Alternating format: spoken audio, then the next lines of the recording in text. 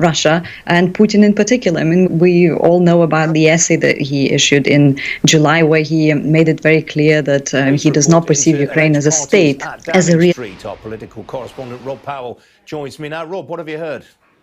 So this is about where the Sue Gray report stands now, given that intervention from the Metropolitan Police earlier this morning, saying that they had asked for some parts of that report relating to their investigation to essentially have minimal reference. Now, what we understand is that the report, the investigation being run by Sue Gray, the senior civil servant you can see there, is continuing. She is still talking to the Metropolitan Police, but the decision that she is essentially mulling over today is whether she publishes something potentially pared back, potentially without the full level of information in to comply with the Metropolitan Police's request, or whether the report is now put on hold completely until the Metropolitan Police finish their investigation. So there could potentially still be something published in the short term, but what we are told is not a possibility is that Sue Gray will ignore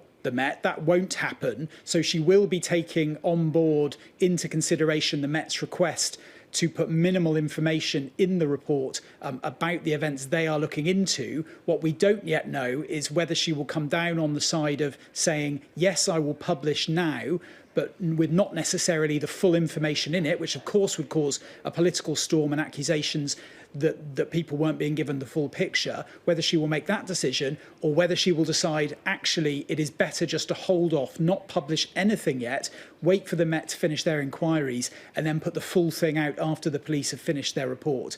Obviously, both of those options kind of scramble the political calculation for people that want to see the Prime Minister removed. Will they wait for the full report to come out, wait for the Metropolitan Police to conclude their inquiry, or do they act now? Some of the MPs I've been talking to this morning seem to be inclined to wait for all of the full facts from the Met and from Sue Gray to come out. But of course, that investigation by police could take weeks, so we could be waiting some time longer for both the report and really a final conclusion of what Tory MPs think they want to do about Boris Johnson.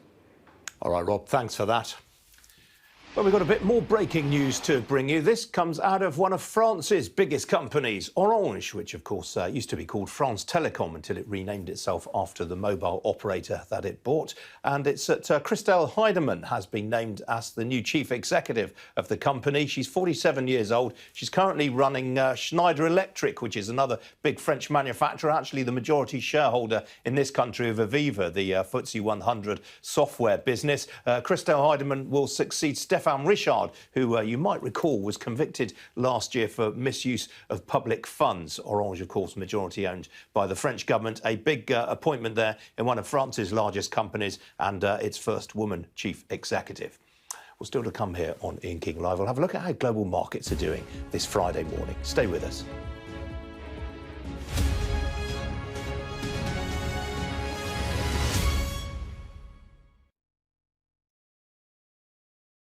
20-odd years ago, was the end of my bobsleigh career. We qualified and competed in the Nagano Olympics in Japan in 1998. So I had a relatively short career, 10 years, in which I went to 4 Olympic Games. 2 Americans living in Jamaica, they had the idea, William Maloney, George Fitch, and they came to the army, spoke to Colonel Ken Barnes, father of John Barnes, and they got some army officers, that included myself, to go and try this sport. And so we slid and then crashed into history. I hope to kind of better that 14th place, become the best Jamaican team in history. Obviously, we want to go to Olympics to get medals, but you know, better than 14th, I'd be really happy with. The first time ever in the bobsleigh was in 2014. I was actually driving it. I went down 2 times and crashed both times. So I kind of thought brakeman would be a better way to go. And I got involved with the Jamaica bobsleigh team. It's my first season with them. Shamray Stevens, the pilot, got in touch with me because we actually live in the same city. And he kind of found out I have a bobsleigh history and kind of connected that way. And I didn't think it was possible because I was studying a master's degree and I own a sports injury clinic. But I just couldn't, I could not take up I had to take up the opportunity. And next thing I know, qualified for Olympic Games. A lot of people don't know what even bobsleigh is, but they know the movie Cool Runnings, and yeah, they just know bobsleigh from that. So it's kind of set up it's make us worldwide known. So I do like the movie as well.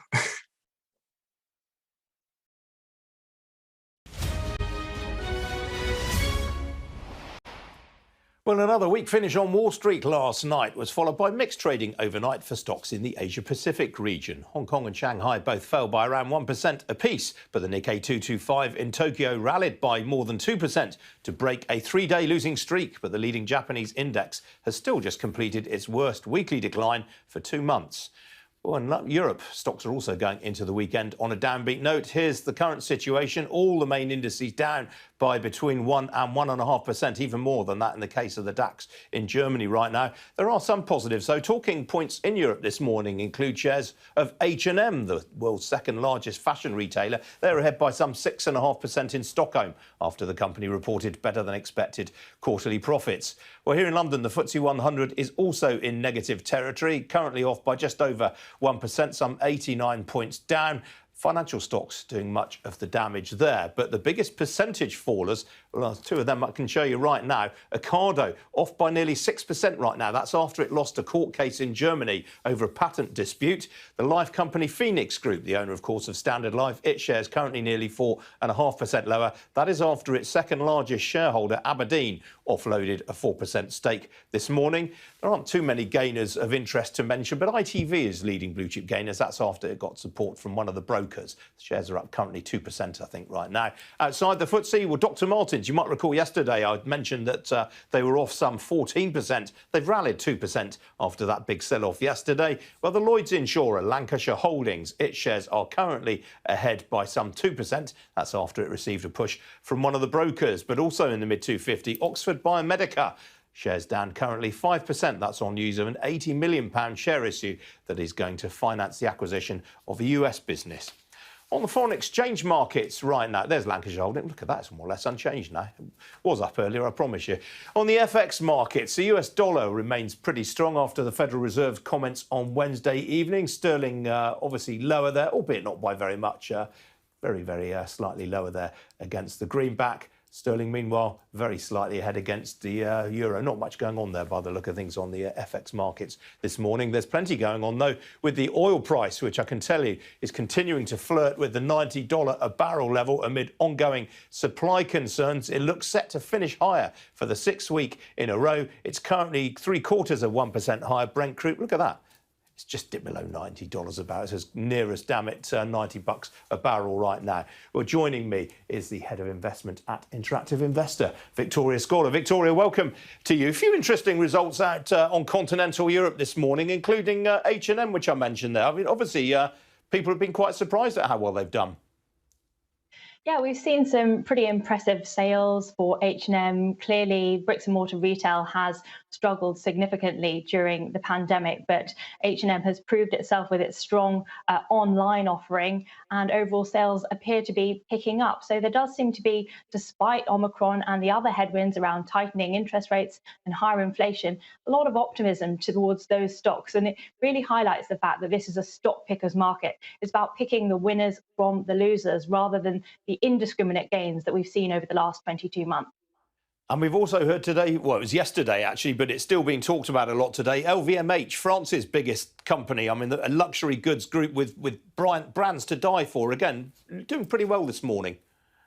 Yeah, trading at the top of the CAC 40 in France, net profit coming in at 12 billion euros, topping estimates. And it's the fashion and leather goods division that's really the standout winner, thanks to brands like Dior and Louis Vuitton. I think what's interesting is that the luxury sector is really proving its resilience in terms of the overall performance of the retail sector. It's been holding up really, really well, thanks to its strong pricing power and inelastic demand, meaning that consumer habits are relatively unchanged in the face of higher higher costs and potentially higher prices. So these brands can pass on that inflation to its prices and in turn to its customers. We've also seen a drop off in tourism from Chinese tourists to Europe. And while they usually would have spent their money on Dior products in Paris, now they're doing it in their home market instead. So a really, really strong performance for LVMH in line with the broader sector.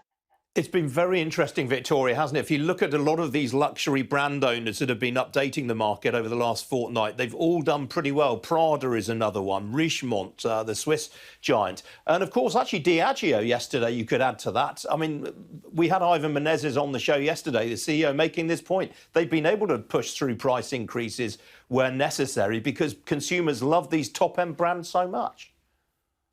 Absolutely, exactly. That's what we're really highlighting is the fact that these goods where they can pass on those price increases to consumers tend to be faring really, really well. And that's the case with Diageo and LVMH. And while these companies are, of course, not immune to the global market rout that we've seen so far in 2022, a lot of these shares have relatively outperformed, so are nursing much smaller losses. So we can see these as potential safe havens as we kind of try to navigate all of this volatility and turmoil in the market, because of course it's been a lot of nervous energy in the markets, wild swings we've seen intraday contributing to that overall sense of nervousness around the Fed and now heading into earnings season. So like I say, it's really about trying to pick the winners from the losers, and it looks like luxury could come out on top. All right, Victoria, got to leave it there. Good to see you this morning. Thank you. Well, still to come here on Ian King Live. The history of venture capitalism, how it burst out of Silicon Valley and how it continues to transform global economies. Don't go away. Welcome to Gabby Dave Global. We are a UK-based online e-commerce store, the first of its kind with license to trade in African products. Some of the products are clothing brands and all beauty accessories, hair and beauty brands, natural aphrodisiacs, processed and dried unprocessed food. Our mission at Gabby Dave is to connect African and Caribbean businesses to customers globally. At Gabby Dave, we ensure our sellers get the best deal for their products. We are not just here to help you reach a wider audience. We are also a distribution center to support business growth by fulfilling orders to your customers from our warehouse, making sure customers receive their products on time. We are inviting all Black-owned businesses to trade on our platform because we strongly believe Africans have a unique brand the customer would appreciate globally. So get in touch today and let us make your product and business go far. Here are some of the benefits of using Gabby Dave Global. User-friendly platform, track your shipment, online support, transparent process, multiple SKUs, multiple products, a platform that encourages manufacturers as well as traders. Our marketing and PR interventions amplifies yours. Organized products and categories for easy access and navigation. Access to global community, especially within UK and Europe.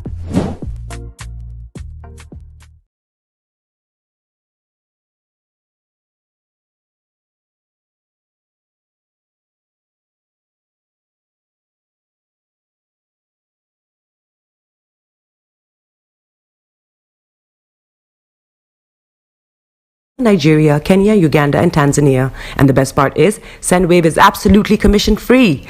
Our exchange rates are excellent. You can see for yourself by checking them out on our website. So how do you use SendWave? SendWave is an app that you can download onto your phone from the App Store or Google Play Store. The app is free to download.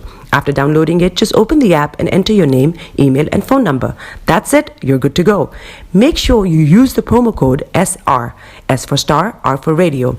This promo code will give you £5 free credit to send to Africa on your first transaction. Your money will be delivered to your recipient within seconds. Feel free to call me on 0749 7377 647 at any time. I'll be happy to tell you all about SendWave and help you in any way I can. Remember to use the promo code SR for £5 free credit. Medasse. Tune in to On Point here on Star Radio UK with Empress Regina every Monday at 5 p.m. GMT. Looking forward to your company.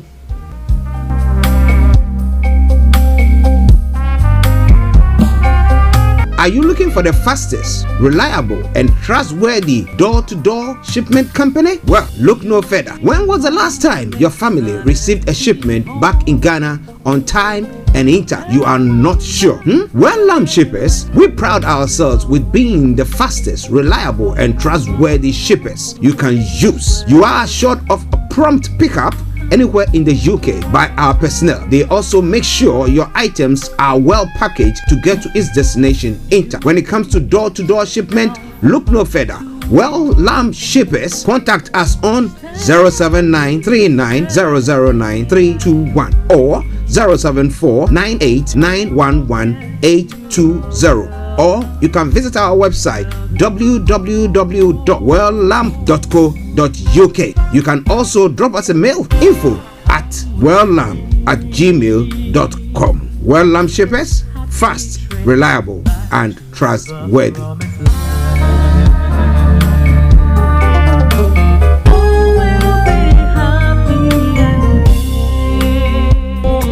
Hi everyone, it's your girl BB Clement, the author of How to Go From Employee to Entrepreneur and the host of your weekly business show, BB Means Business, the show where we discuss everything you ever wanted to know about business but you were afraid to ask.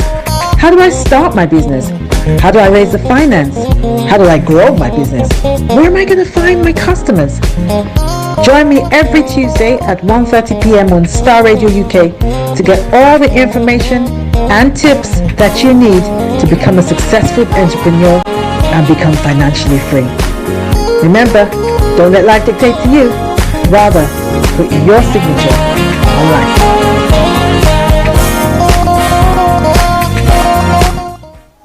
Hello, lovely listeners. Tune in to the renewed show with Charlotte. Make it a date to listen to me this and every Thursday at 5 p.m. on Starr Radio UK. Tune in to an hour of power, an hour of encouragement, an hour to inspire you to stay positive and strong in this season. See you there and listen. Check me out. He tells me my energy is making him tired. Yes! How do you get the energy to do that? I've been told that I have a lot of energy, but my goodness, I think today I have met my match, people. I have met my match, Miss Suzanne. Wow, amazing. One of the things that's the start of the darkness. The hole of darkness. So what did that myself and the world will adjust.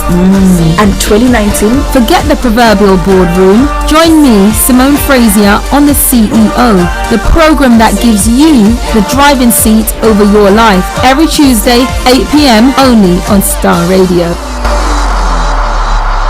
Hi there. Are you dreaming of owning your own house in Ghana? Then you will need a well-documented piece of land that is free from troubles. I highly recommend My Africa Property for any size of land that you will need.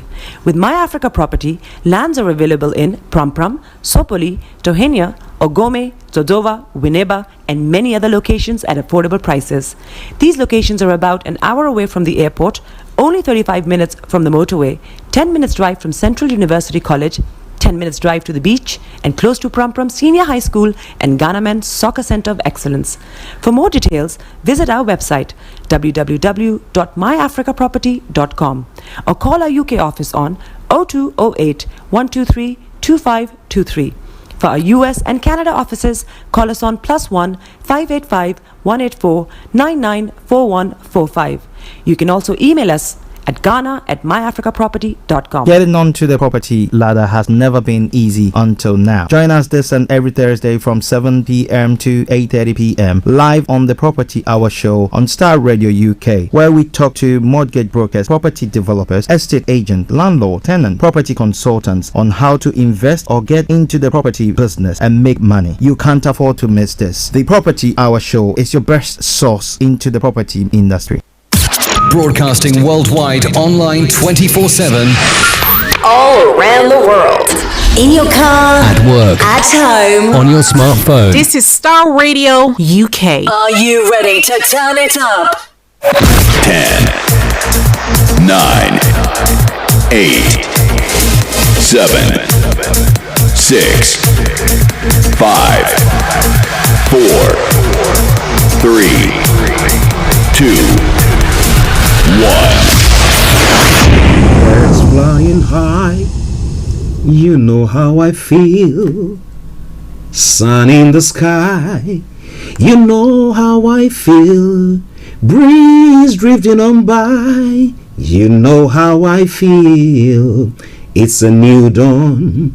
It's a new day. It's a new life for me. And I'm feeling good. Hey there, this is Archie, and it's a Starr Radio.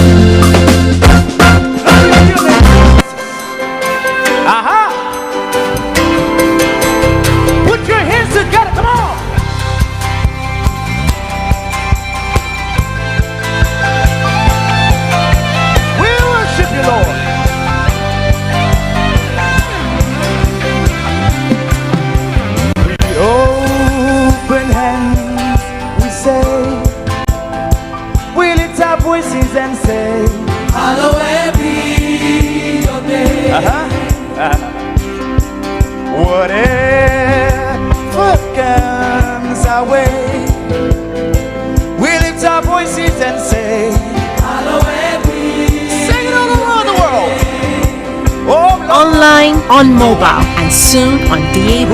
This is Starr Radio UK, the leading Afro-Caribbean radio station in London. Dear Lord, the beginning and the end.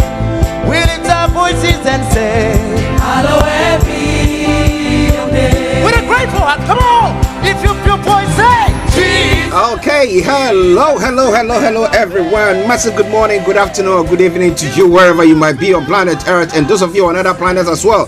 We salute you all and we welcome you to the Friday edition of the morning show. Look at me, the one you say. Today is the 28th day of January, the year 2022. Time now 10:40 from the House of London. Lift up your voices and say. And it is a Friday edition of the morning show. Yes, it is Friday and my mind day. And I want to welcome you. Well, let me say thank you very much to Mr. Frank Davis, who stood in the stead for me a couple of days. Yeah, body don't tire, Abby. Yes, but thank God you are still alive. Thank God we are still doing well. Thank God we are still in the mood to bring you everything from archaeology to zoology, from Accra to Zanzibar. Thank you very much for tuning in once again. But let me say good morning to my colleagues, Mr. Frank Davis, Mr. Laimi Koiki, Kojo D, Mr. Dan Tabiri, CEO of GIL Accountancy Services, our money man, and to my able producer, Mr. Francis Guy, and all the way in Aberdeen, Mr. Felix. Massive good morning to you, gentlemen. Let me say morning once again. And then to my ladies themselves, HRH Linda Palian all the way in Cyprus, Queen Regina Nima. Massive good morning to you. lady presenters on Star Radio UK. Let me put it that way. Another Frank will say all and Sandra. So yes. To every one of you who's tuned in this morning, those of you in the US, those of you in Europe, those of you in Asia, those of you in Africa, those of you in Australia, we salute each and every one of you. Even those at number 10 Downing Street, we salute you. Sugre, good morning to you. The Met Boss, good morning to you as well. And to the Honorable Prime Minister, massive good morning to you, sir. You will never fail. I remain yours sincerely, your one and only. This is the morning Playing in the background, something from the one and only LJ. Glory to your name, Jesus. And he says, hallowed be your name. If you look back and you look at the things that have happened, you look at the pandemic from 24 months ago. Let me put it that way, because it started rearing its ugly head around the globe sometime then. And then everything that has gone on, people who have lost their life, people who have lost their jobs, and you're still alive somewhere, somehow. Those who contracted the virus yet, and they're still alive, and we are still kicking. I mean, though there is Omicron, you catch it, you go, you shed it, you catch it, and all that stuff that is still going, but you are still alive. And there is a saying that goes this way: once there is life, there is hope. Sing it all around the world. Oh Lord, no one. So share the broadcast with your friends and loved ones and invite them to like our pages as well. From now until 1 o'clock, I'm going to be a captain. Yes, if it is first time of tuning in to listen to us on the Friday edition of the morning show, this is how the Friday edition of the morning show goes. I'm going to bring you the code today, the weather forecast to follow suit, then the travel update as well. I'm going to have a look at some of the stories making the rounds known as global trotting. Then after that, exactly from 11 o'clock, we'll be looking at the details of stories making the rounds across the globe. Jesus, you never fail. At 12 o'clock, the lines are open for you to add your voice to the discussions. But before then, if you want to share anything with us, just go to our Facebook page and post your comments there, and I promise you, I'm going to read them. Or on the YouTube channel as well. Now, when we leave, after that, exactly at 12:30, our money man, Mr. Danta Berry, will be joining in. And we're bringing you the money hour. Then after that, at 1 o'clock, we bring the curtains down for the end of the program. So in a gist, that is what's going to happen today. Once again, buckle on or buckle your bets, and let's take this journey. If you are standing, hold on to something. Sitting, comfortably, but buckle up. And get yourself a hot or cold drink, whichever is appropriate, as I say all the time. And let's take this journey. Put your hands together, come on. Oh Lord. To the mighty God. Okay, let's crack on. Being a leader means being prepared. That is what the quote for today says. Being a leader means being prepared. We worship you, Lord. For the unknown. So you're a dad, you are a leader, you are you are the elder child, you are a leader, you are in that company or by your desk, you are a leader, so you have to anticipate, you have to be ready all the time. Dear Lord, maybe you have a different perspective to that. Feel free to share it with me, and I'll share it with our lovely listeners. What about that? Kofi Ali Abdul Yakin, massive good morning to you, and to Mr. Malik Dramani Mahama. I salute you all, sir. Oh my. Or sirs. No one who is. Now, when it comes to the weather front, yes, what is the weather for us today and over the weekend? This afternoon we will see bright spells continue for many, but patchy cloud will gradually begin to build in from the west, staying dry and feeling mild. And tonight there will be largely cloudy and dry as cloud continues to build. Overnight it will be overcast and should remain largely dry, turning breezy as well. Now, when it comes to the temperature, the top temperature is going to be 9 degrees, the lowest 8 degrees. UV level is going to be low, and pollution is going to be low as well. Sunset 16:42, and sunrise for tomorrow morning 0 7:45 hours. Testimonies. Oh Lord. Now let's see what is happening over the weekend. And it's a Friday edition of the morning show. Tomorrow morning will be likely cloudy and dry. Sunshine will poke through for a time being. It will turn cloudy again in the afternoon. It will remain likely dry, feeling mild as well. Looking at temperatures of up to about 14 degrees tops and the lowest 3 degrees. But come Sunday, things change again. Sunday will be a dry and bright day. However, cloud will thicken later in the day from the west. Overnight, it will turn quite breezy and spells of blustery rain is expected as well. So in a gist, that is how the weather is going to be for you for today and over the weekend. It's all coming away from Starr Radio UK. Let's take a quick break, and once we come back, I'll bring you the travel update. Stay tuned and don't you go away. Oh Lord.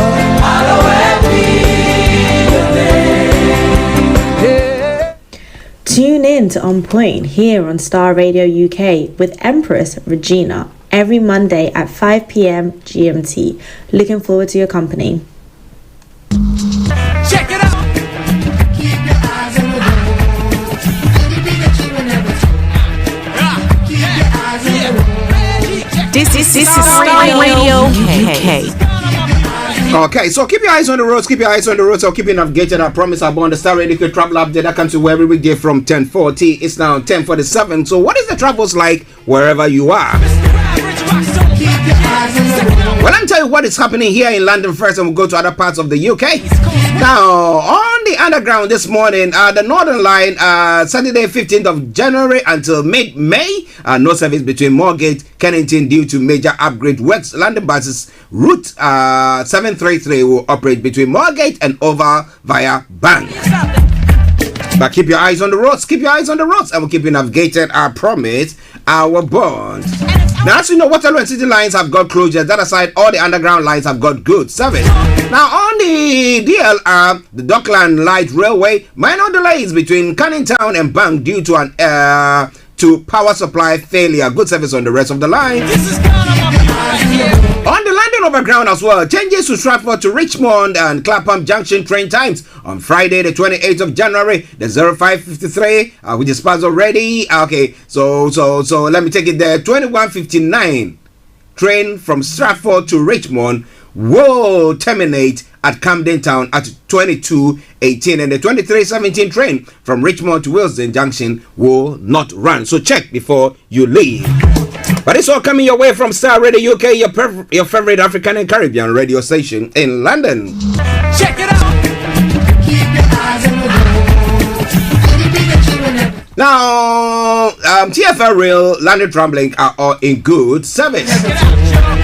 Now, moving on straight to the riverbank this morning, apart from the Woolwich Ferry that is suspended, all the others have got good service. But keep your eyes on the roads, as we keep you navigated, I promise, our board.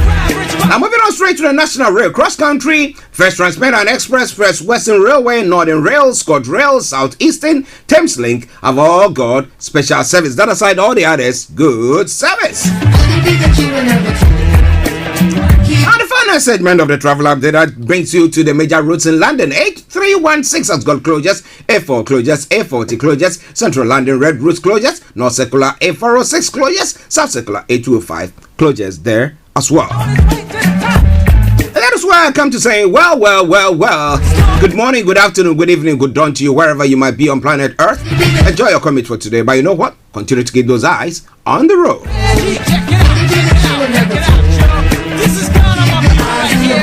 Yeah.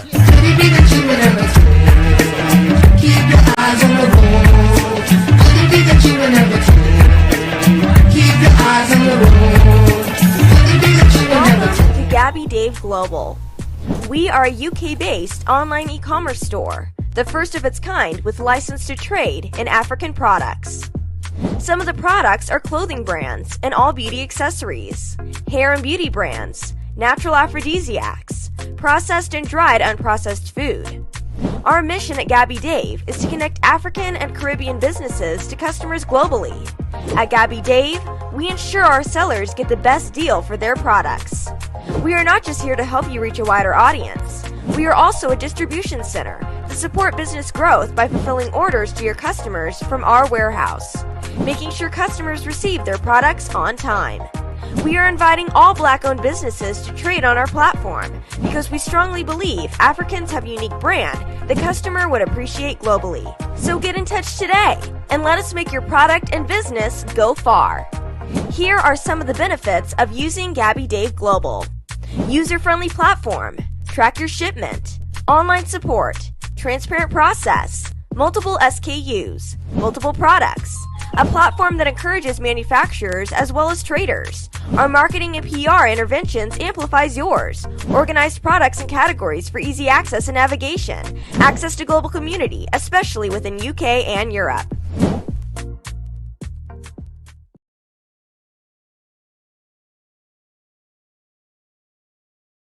Welcome back to the program. It is Starr Radio UK, your favorite African and Caribbean radio station in London. Bringing the time now to 8 minutes to the top of the hour, and that means now it's now time for Global Trotting. So wherever you are, just stay tuned and let's go Global Trotting. Okay, so topmost of the story that it doesn't seem to be shifting is what is happening here in the UK, that pertaining to the Prime Minister and the Grey Report. Well, the Grey Report has been thrown into doubt after Met's statement. A report into lockdown parties in Downing Street may not now be published as planned. Well, yesterday when the Prime Minister was questioned about it, he said, well, he's not doing anything to withhold it or delay its publication. So, what is happening there? Well, we'll be bringing you more on that front. Yes. What do you think? Now, Biden warns Russia may invade Ukraine next month. Now, tens of thousands of Russian troops are at Ukraine's border, sparking fears of an invasion. But then the Russian leader has said that, look, I have no intention of invading Ukraine. So what is your beef? Well, we'll be looking into it. Now, government must do more on cost of living. The minister said James Happy concedes people are feeling the squeeze, but defends the planned national insurance rise as well. Now, doubts over timing of Djokovic's COVID test. Now, mystery of why tennis star positive test was out of sequence with other test codes from Serbia as well. This is one of the stories making the rounds. You remember a couple of weeks ago when he had to be deported from Australia and not to play in the Australia Opens there, and the Grand Slam there, and it was quite a worrying trend. We know that he is not one for the vaccine. However, he was saying, you know what, I caught the virus, and therefore naturally I'm immune, or I cannot take, if I have to, I cannot take it now until after some period of time. They call it 28 days. That's what some term it here. But what do you think about that? Well, now he said it's not it's out of sequence. So what is happening there? We'll be telling you more about that. UK want to bolster defense against cyber attacks. The National Cybersecurity Center fears threats linked to the potential conflict in Ukraine could move beyond its borders. So now from more boots on the ground to now, what do we call it, cyber war. What do you think is going to happen? Now, Omicron's fall has slowed. Should we worry? Now, COVID cases could stay at a high level until spring. Experts say, what does this mean for the UK? I'm going to tell you more about that once we come back. In the Ukraine crisis, Putin has said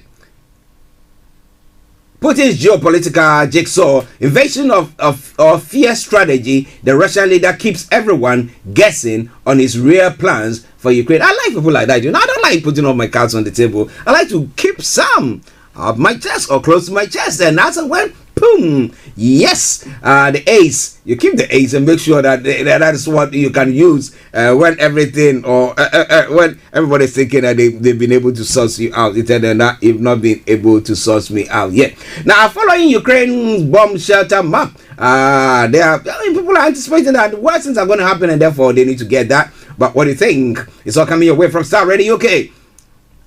Now, dozens die as Storm Anna hit southern Africa. Some 100,000 people have lost their homes in Madagascar, while parts of Malawi are a disaster zone. Well, we'll be looking into that. And you know whether that is causing all that or what. It is all coming away from Starr Radio UK. New Burkina Faso leader in first speech since school, Lieutenant Colonel Paul Henry Damiba, says constitutional order will return when the conditions are right. So he's daring everybody. That is a good one. All right then, Starr Radio UK, your favorite African and Caribbean radio station in London. Rwanda to reopen border with Uganda after years, and then new Darfur violence forces 15,000 to flee their homes. What are they fighting for once again? Africa, Africa, Africa, my wonderful home. Yes, but it's all coming away from Starr Radio UK. Well, we know that the ECOWAS leaders are going to be meeting ahead to bring their pronouncement or judgment or whatever thing about this issue that has the coup d'etat that happened in Burkina Faso. But the junta head decided to speak. So has it taken the wind out of their sails? What are they going to say? That is going to be different. Yeah, we have to make sure that you reinstate a constitutional governance and blah blah blah. So well, we're not going to be doing that. What can you do? Well, it's all coming your way from Starr Radio UK, your favorite African and Caribbean radio station in London. Well, Egyptians activists denounces President Al-Sisi's regime of fear. What is going to happen there? Zambia's president visits South Africa to discuss trade and security, and Mali junta warns Danish French against internal interference. So they are warning them, you better leave or else. Now, Africa on course to reach vaccination target by the end of 2022. How many of the people in your backyard in Africa have actually got their vaccine? Well, we're going to be looking more into that. It is all coming away from Starr Radio UK, your favorite African and Caribbean radio station in London. Buhari regime failed to meet UNESCO education benchmark. Afi Babalola is saying, those are some of stories making the rounds this morning from Nigeria as well. And then Hispa operatives arrest 25 persons for smoking shisha in Kano. Okay, that's a good one there. That's a good one. Everybody's doing their best. Hush puppy influence our youth into fraud. Delta governor is saying. Well, but up to now, the government of Nigeria has not, the federal government has not released the police chief, the former police chief, to go face the full rigors of the law in the U.S. as they are demanding his repatriation there. But we will be looking into that. Pandemonium in explosion rocks Onitsha. There are some stories making the rounds in Nigeria, which I will bring you more details on that in a moment. E-levy. Government is meeting minority ends.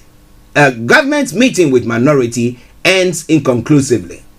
Now, interestingly, this is the communications minister who has gone on to say, well, e-levy, Ghana, 44 million spent by beauty industry in online transaction. That's what Eslo Owusu is saying. So if you are supposed to be paying 1.75, it's nothing that you have to worry yourself about. But the Minister for Finance has gone on to say, "It's a hold your MP's feet to fire to pass e-levy, and then hold me accountable. Ask your MPs to pass the e-levy and hold me accountable." That's what the Finance Minister is saying. But for some time now, we'll be talking about the waste in the system. Now, this is an issue where you're going to, let's say, the riverside to go fetch water. Okay, you're walking all the distance. I mean, let's take a place like some of the Sahara areas or the drought-driven areas in Africa, and you have people walking all the way to the riverside to go fetch some water.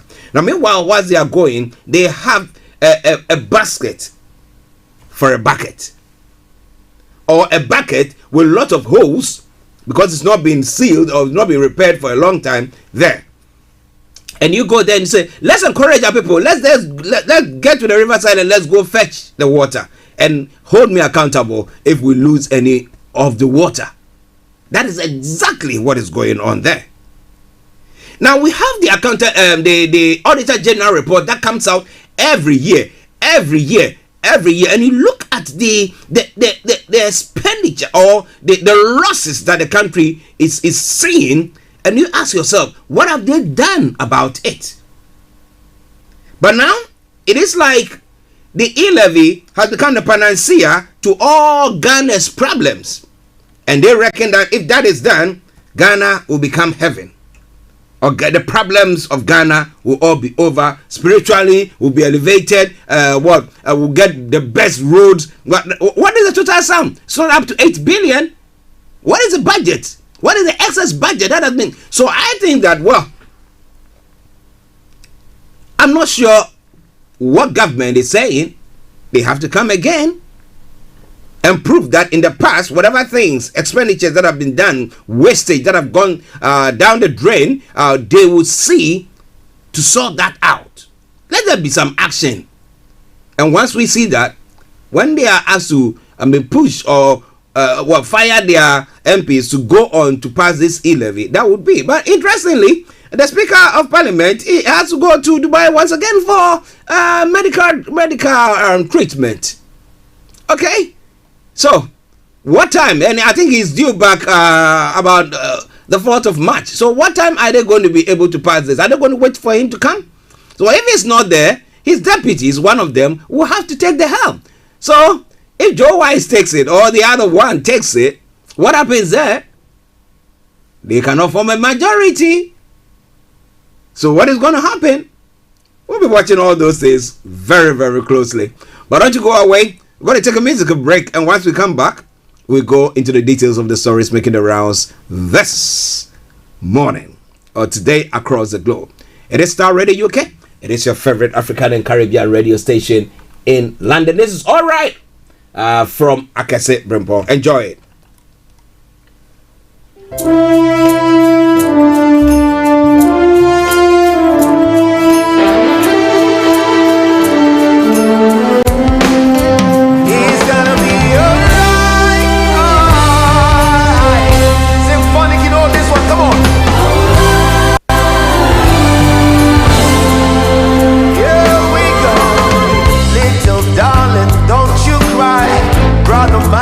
Dry your teary eyes, don't you know God is by your side?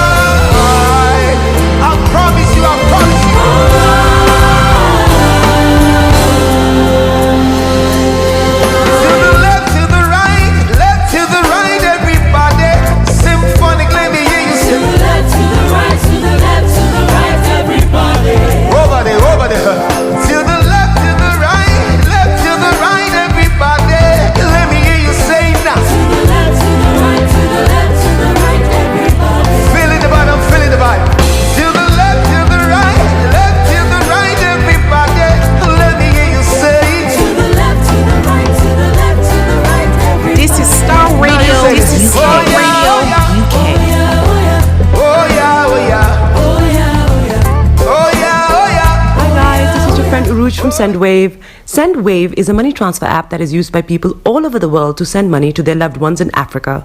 With SendWave, you can send money to Ghana, Nigeria, Kenya, Uganda, and Tanzania. And the best part is, SendWave is absolutely commission-free.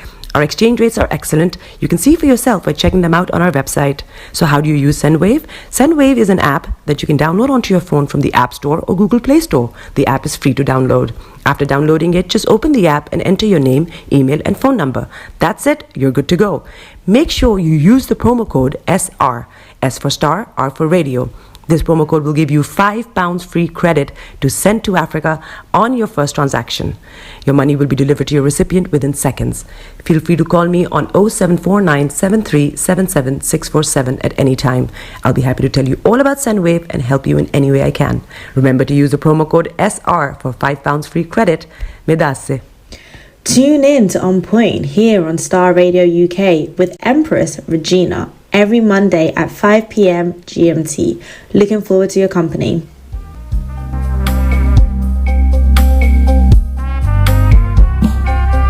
Are you looking for the fastest, reliable, and trustworthy door-to-door shipment company? Well, look no further. When was the last time your family received a shipment back in Ghana on time and in time? You are not sure? Well, Lamb Shippers, we pride ourselves with being the fastest, reliable, and trustworthy shippers you can use. You are assured of a prompt pickup anywhere in the UK by our personnel. They also make sure your items are well packaged to get to its destination in time. When it comes to door-to-door shipment, look no further.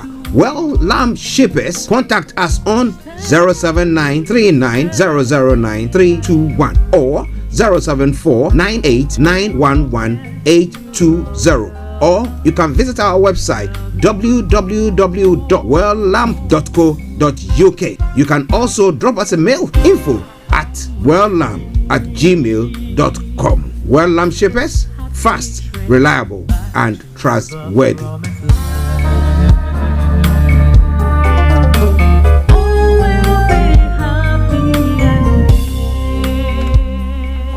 Welcome back to the program Star Radio UK, your favorite African and Caribbean radio station in London. I bring it a time now to 11 minutes past 11. It is the Friday edition of the morning show. I am Archie. Like I said, from now till 1 o'clock, I'm going to be here with you. We'll be having Mr. Dante joining us during the course of the program. That is exactly at 12:30 for the money hour. So make sure you join him on that front. It's to do with filing your tax returns, which we touched on last week. Yes. There's been an extension though, but there are some issues or some things that you need to do before then so that you don't fall foul to the rules. Okay. So you want to know more, make sure that your dials are still logged on Star Radio, okay, when we bring you that session of the program for today. Now let's go look at some of the stories, making the details of the stories that I put across this morning. Now the first of the story talks about what is happening pertaining to Sue Gray's report. Now, the Met Police have told Sue Gray to keep key details out of her report into lockdown parties in number 10, throwing the process into confusion. The Met says it does not want Mrs. Gray's report, which had been due to be published this week, to prejudice their investigation. Now, many in the cabinet office where Ms. Gray's team is based were taken by surprise by the Met statement.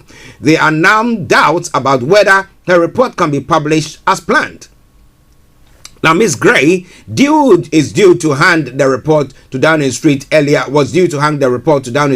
this week. Now, she has been in talks with the Met over what can be included in it, and it is thought these negotiations are behind the delays in publication. In a statement today, the Met said they had asked Ms. Gray to make minimal reference to events they are investigating, but they insisted they had not asked Ms. Gray's report to be delayed.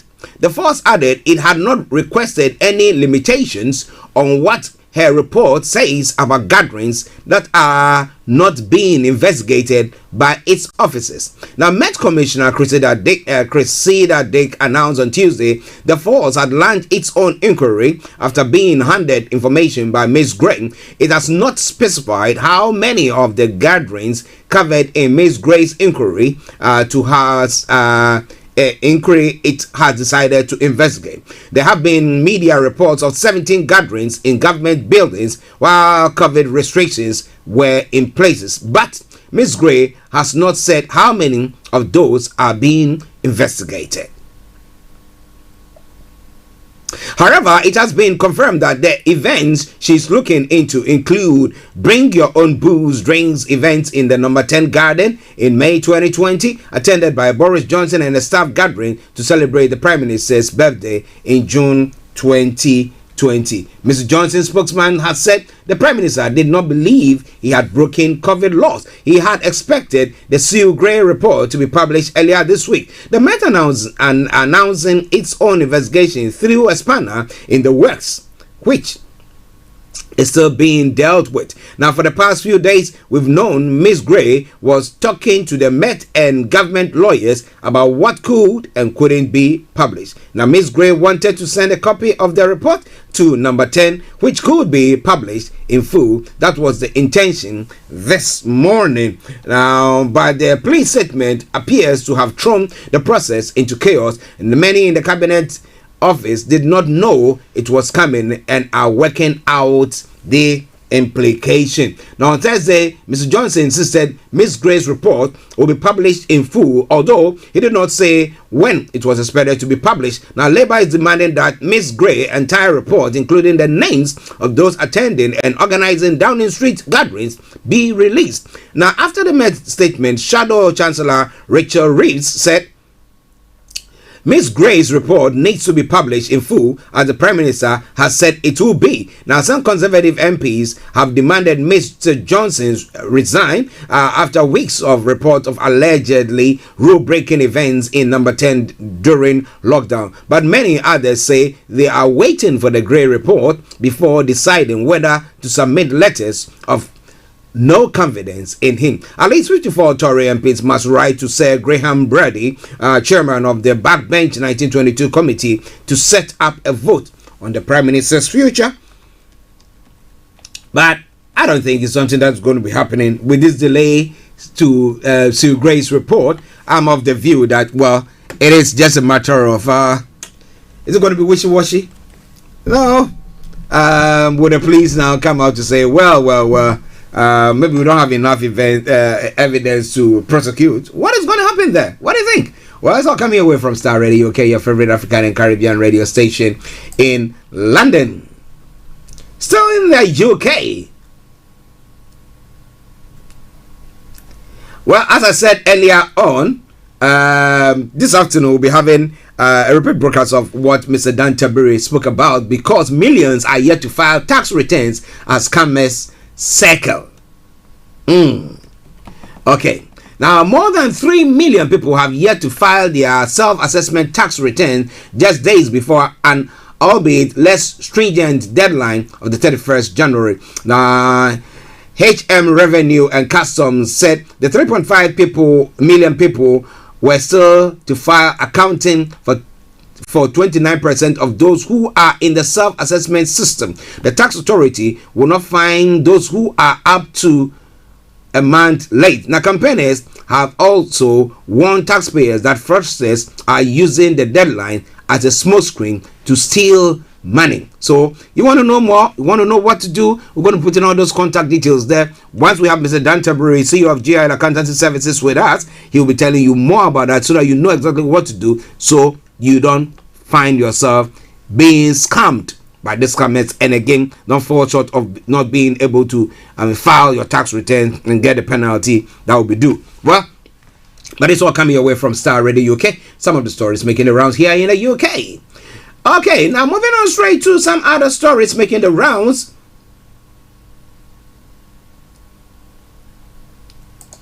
Now, government must do more is a story. National insurance rise, government must do more on cost of living, a minister has said. Now, the government needs to do a lot more to help people struggling with the cost of living. A minister has said as more Tory MPs call for a rise in national insurance to be delayed. Now, Defense Minister James Hippie said people were feeling the squeeze of the rising prices and the government was in listening mood.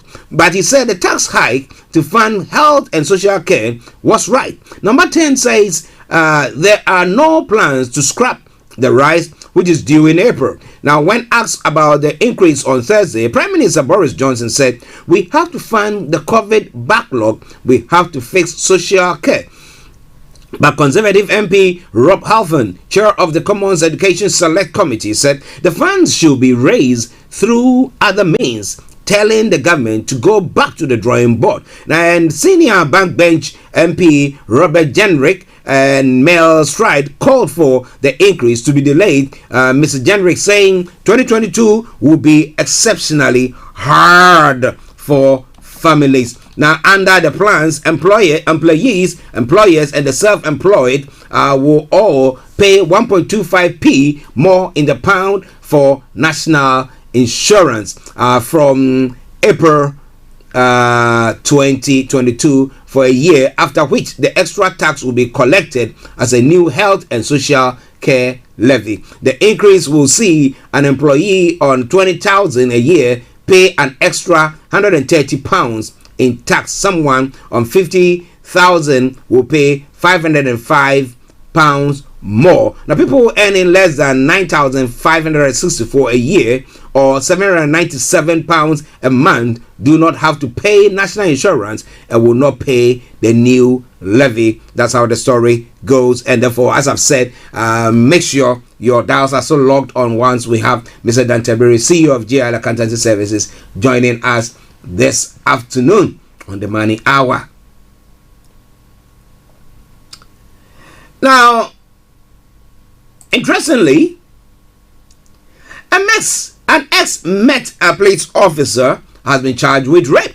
A former Metropolitan Police officer has been charged with rape, attempted rape, and indecent assault. Now, it follows allegation of an incident in Teddington in April 2004 when Stephen Chere was a serving officer but was off duty. The Met said Mr. Chere will appear at Wimbledon Magistrate Court on the 1st of February after being charged by postal requisition. Now, the Met said he retired in March 2021, but misconduct matters will be considered after the criminal process. The Fort said Mr. Chere had been serving in the Hammersmith and Fulham Borough at the time of the allegation. It's a very sad one there because Mr. Chere means, you know where he comes from. Okay, arrest my case.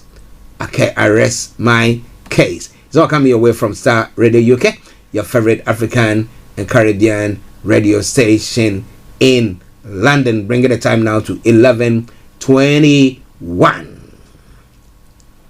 Now, a final story from the UK front, and then we get on to other parts of the world.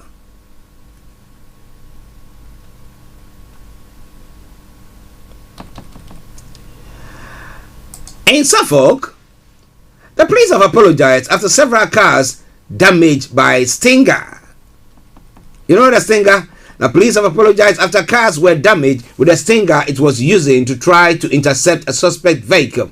Now, Suffolk police officers were using the device, a strip of spike designed to puncture tires on the A414 near Newmarket at about 18:30 GMT on Thursday. But vibrations caused by passing lorries moved the device into the path of other motorists. No one was injured. An investigation is being carried out, the force have said. The force said fully trained officers from the roads and armed policing team were conducting an operation near the junction with the A142 when during the preparation to deploy the Stinger, 2 HGVs traveling past the site caused it to move position into the carriageway. As a result, several cars belonging to members of the public sustained damages to their tires. A statement have said. Now, police would like to sincerely apologize to all those involved for inconvenience caused. Wow.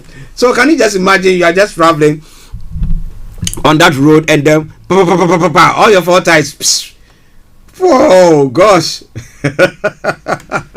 If it's one tire and then you had a puncture, it's just a matter of changing that, because you might have a spare tire. Even now, the cars that are coming have not got spare tires in there. Now you might have a spare tire to do that, but in this case where it's not like that, 4. That means you're talking about AAA coming in there. So how many AAAs will be coming there to come and be changing their tires for them? How many cars were involved there? I would love to know. But before sort of telling us how many cars were involved in that incident. But it's all coming your way from Starr Radio, okay? It is your favorite African and Caribbean radio station in London. We're going to go to the world front, and I'm going to bring you more of the stories making the rounds across the globe. But wherever you are, stay tuned. Don't you go away. Let's quickly take a break, a commercial break, and then once we come back, we'll continue with the show. Stay tuned. Hi guys, this is your friend Uruj from SendWave. SendWave is a money transfer app that is used by people all over the world to send money to their loved ones in Africa. With SendWave, you can send money to Ghana, Nigeria, Kenya, Uganda, and Tanzania. And the best part is, SendWave is absolutely commission-free. Our exchange rates are excellent. You can see for yourself by checking them out on our website. So how do you use SendWave? SendWave is an app that you can download onto your phone from the App Store or Google Play Store. The app is free to download. After downloading it, just open the app and enter your name, email, and phone number. That's it. You're good to go. Make sure you use the promo code SR.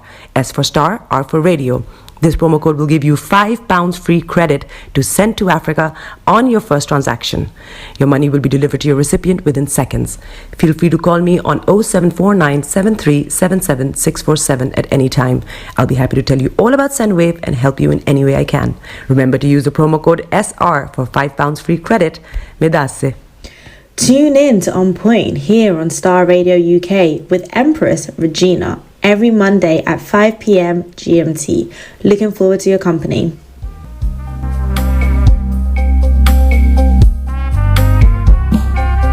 Are you looking for the fastest, reliable, and trustworthy door-to-door shipment company? Well, look no further. When was the last time your family received a shipment back in Ghana on time and in time? You are not sure? Well, Lamb Shippers, we pride ourselves with being the fastest, reliable, and trustworthy shippers you can use. You are assured of a prompt pickup anywhere in the UK by our personnel. They also make sure your items are well packaged to get to its destination in time. When it comes to door-to-door shipment, look no further. Well, Lamb Shippers, contact us on 07939009321 or 07498911820. Or you can visit our website www.welllamp.co.uk. You can also drop us a mail, info@welllamp@gmail.com. Well Lamp Shippers, fast, reliable, and trustworthy.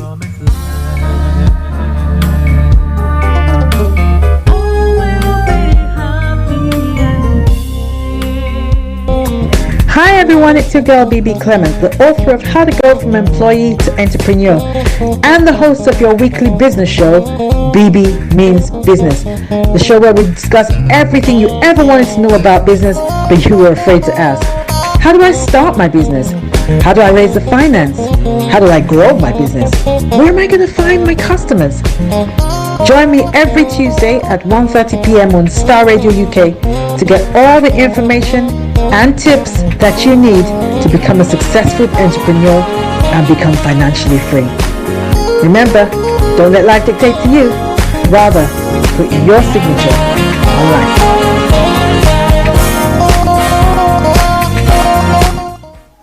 Hello, lovely listeners. Tune in to the renewed show with Charlotte.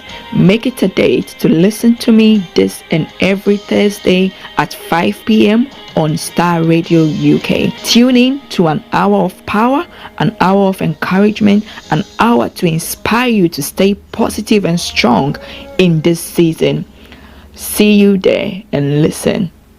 Check me out. He tells me my energy is making him tired. Yes! How do you get the energy to do I've been told that I have a lot of energy, but my goodness, I think today I have met my match, people. I have met my match, Miss Suzanne. Wow, amazing. One of the things that's the start of the darkness. Of darkness. So what did that myself and the world will adjust.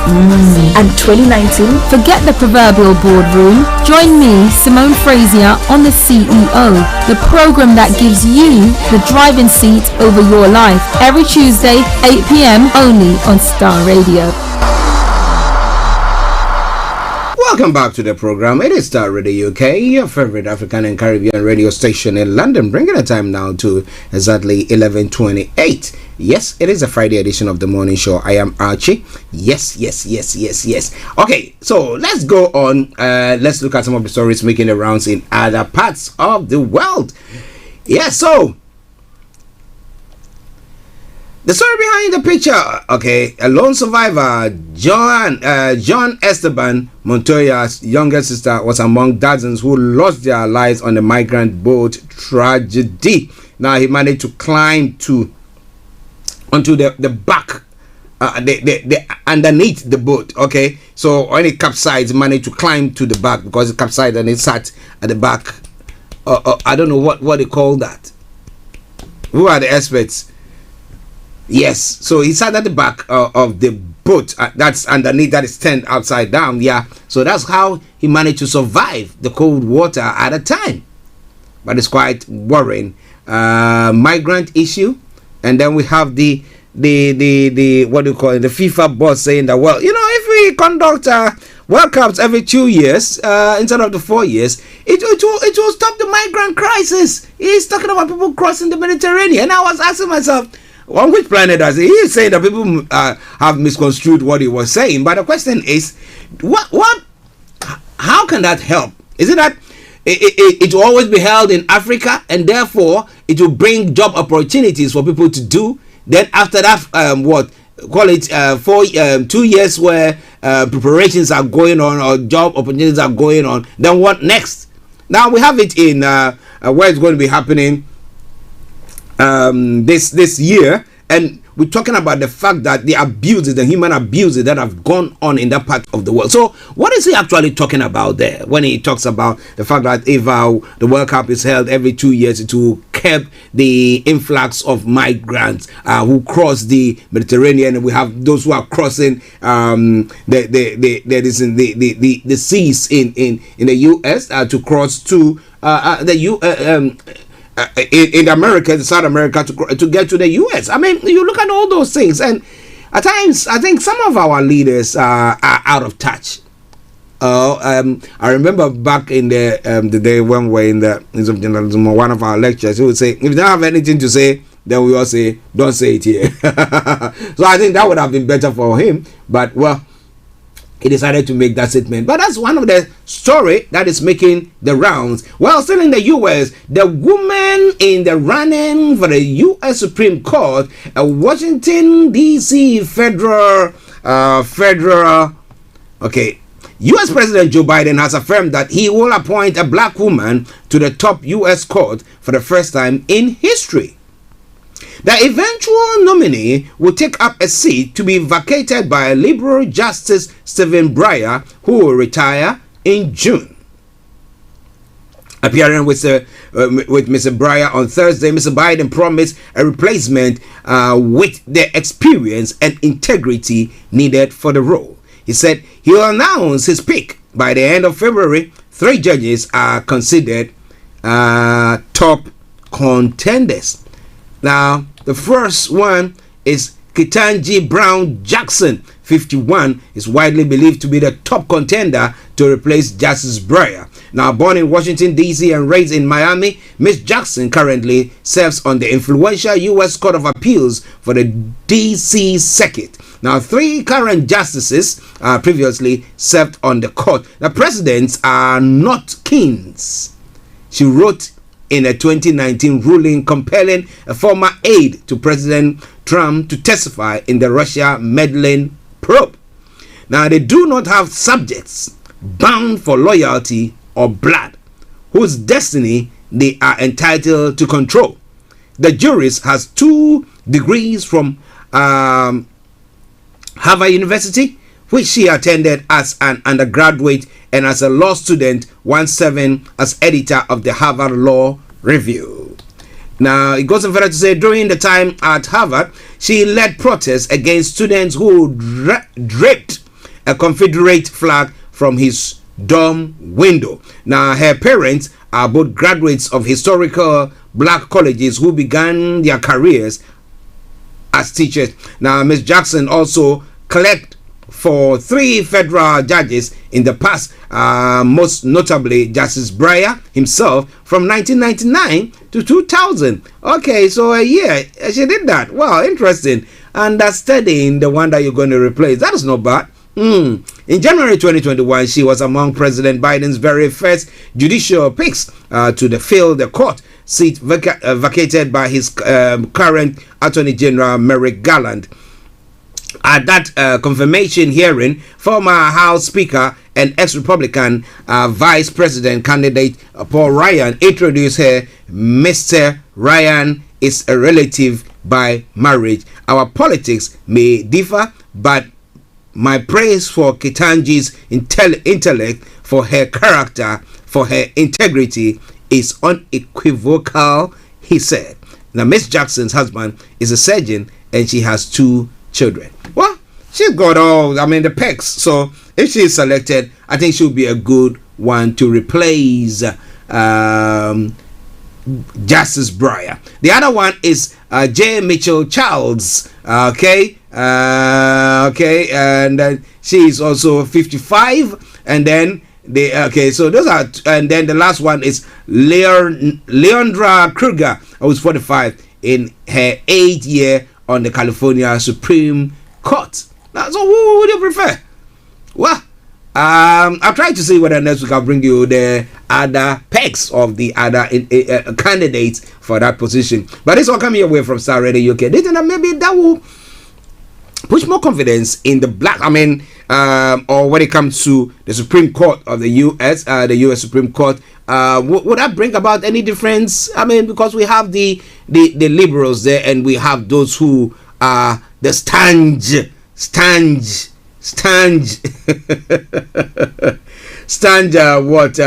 Republicans, or who have that ideology there as well. But it's all coming away from Starr Radio, okay? It is your favorite African and Caribbean radio station in London. But bear with me, it looks like I keep on looking up. Yes, looking up, but just bear with me.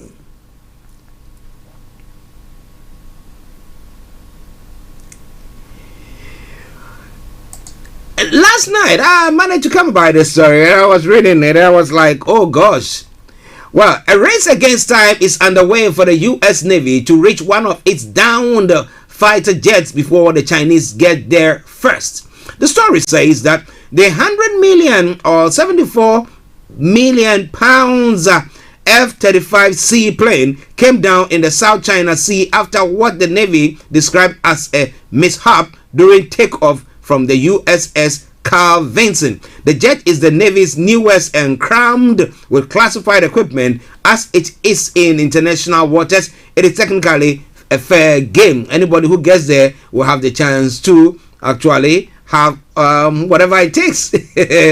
Now, 7 sailors were injured when the jet came down on Monday after it struck Vinson's deck during a military exercise.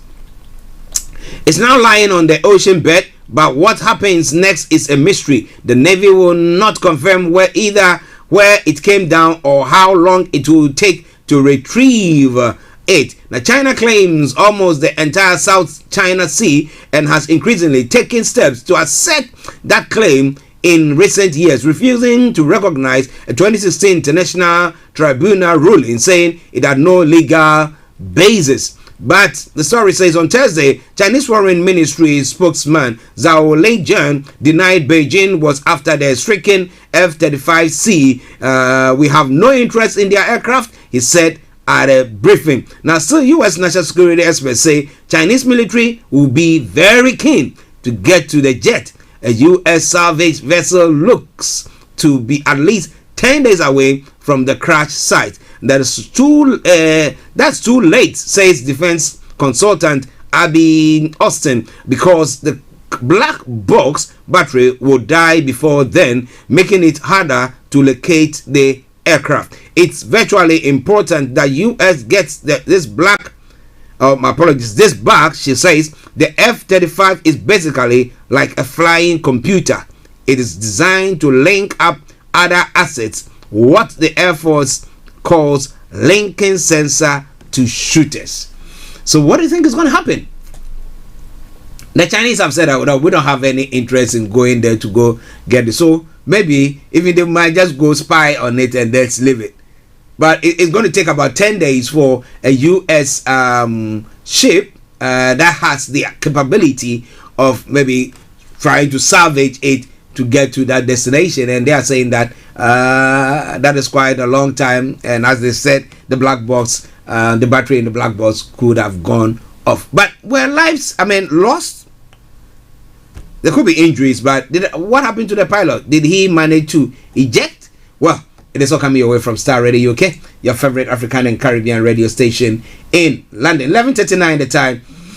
So, bringing you some stories from the international front. Well, the banter goes on. Will he? Wouldn't he? What do you think? Well, the story, ever tried doing a jigsaw which has half the pieces missing? It is frustrating. It's confusing. You never see the full picture. Welcome to the world of Kremlin politics. Now, the story says, puzzling out what Vladimir Putin is thinking and planning is challenging, to say the least. That's how the Kremlin likes it, keeping everyone guessing. Now, it goes on further to say, what is President Putin's plan for Ukraine?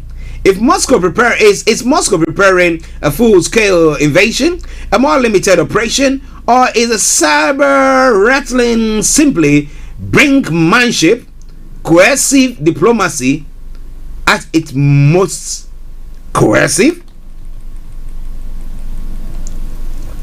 The geopolitical jigsaw is incomplete. The pieces of the puzzle we do have are causing concerns in the West. The estimated 100,000 Russian troops massed near Ukraine's border, the string of military exercises Moscow has launched on land and at sea, upcoming Belarusian, Russian military drills, the Kremlin issuing demands is surely new the US would reject, like a ban on Ukraine joining NATO and an end to NATO's military activity in Eastern Europe. Now, President Putin's assertion that Russia and Ukraine are one people, a single whole. Washington has now replied in writing to Moscow security demands. The Kremlin says it will analyze America's response. So, do you think we are at the verge or at the brink of war?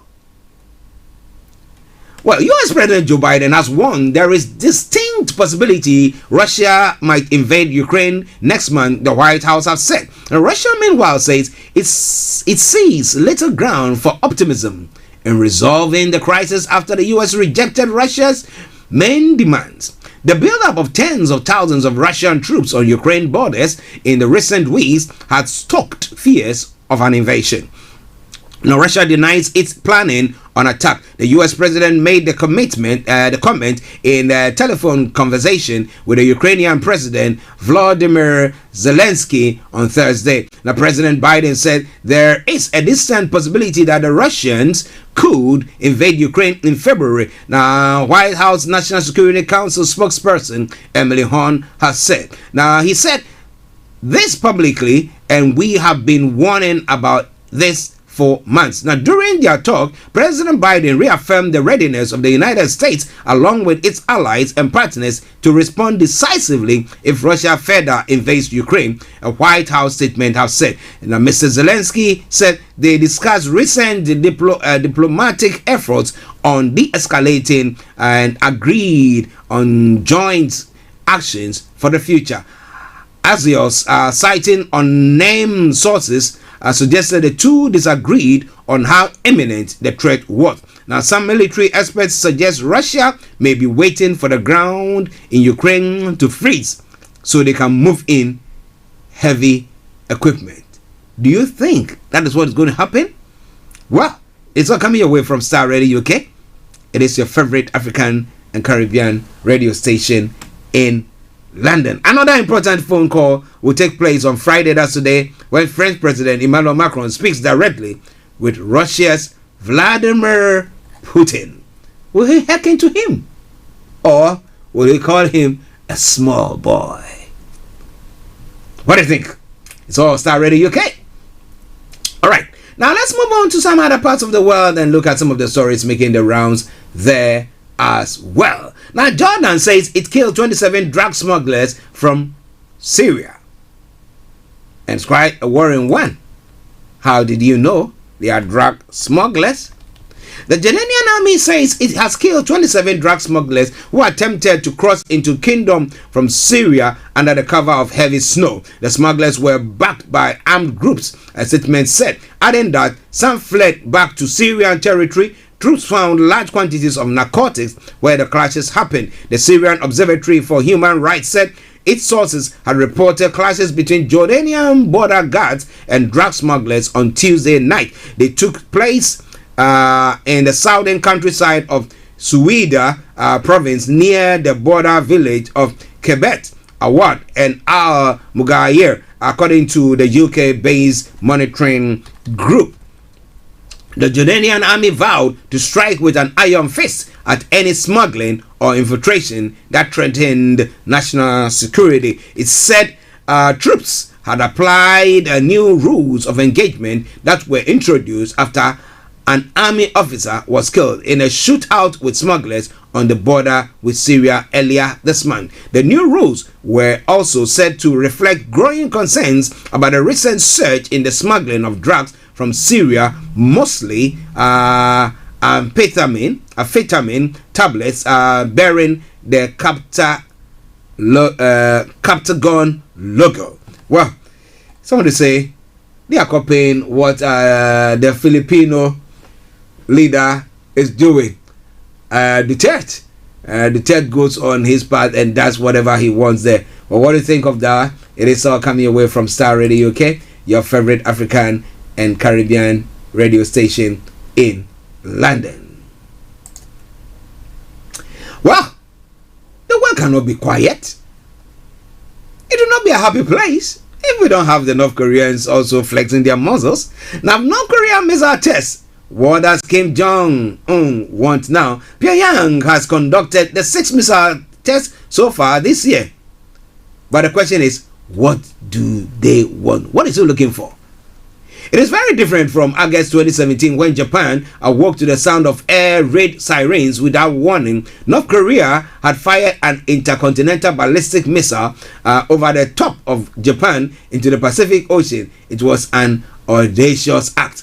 This time, North Korean missiles have all been short range and have landed in the sea, well away from the Japanese coast. Now, Kim Jong-un appears to be holding back for now, but that could change if he doesn't get the result he wants. So, what does Kim Jong-un want? I'm speaking to military analysts, and they'll tell you this. Latest launches show North Korea is moving rapidly down the road to a full and effective nuclear deterrent. Now, from my perspective, one expert said it was predictable, says Professor Kim Dong-yup, former South Korean naval commander. We get surprised because we underestimate North Korea's technology and assume it is suffering at the moment. In fact, North Korea is definitely advancing its military capability faster than we assume. After the test on the 5th and the 10th of January, Pyongyang claimed it has successfully tested something called hypersonic glide vehicle, the HGV, and a maneuverable re-entry vehicle, the MARV. So, what does this mean for the whole world now? It is all coming away from Starr Radio, okay?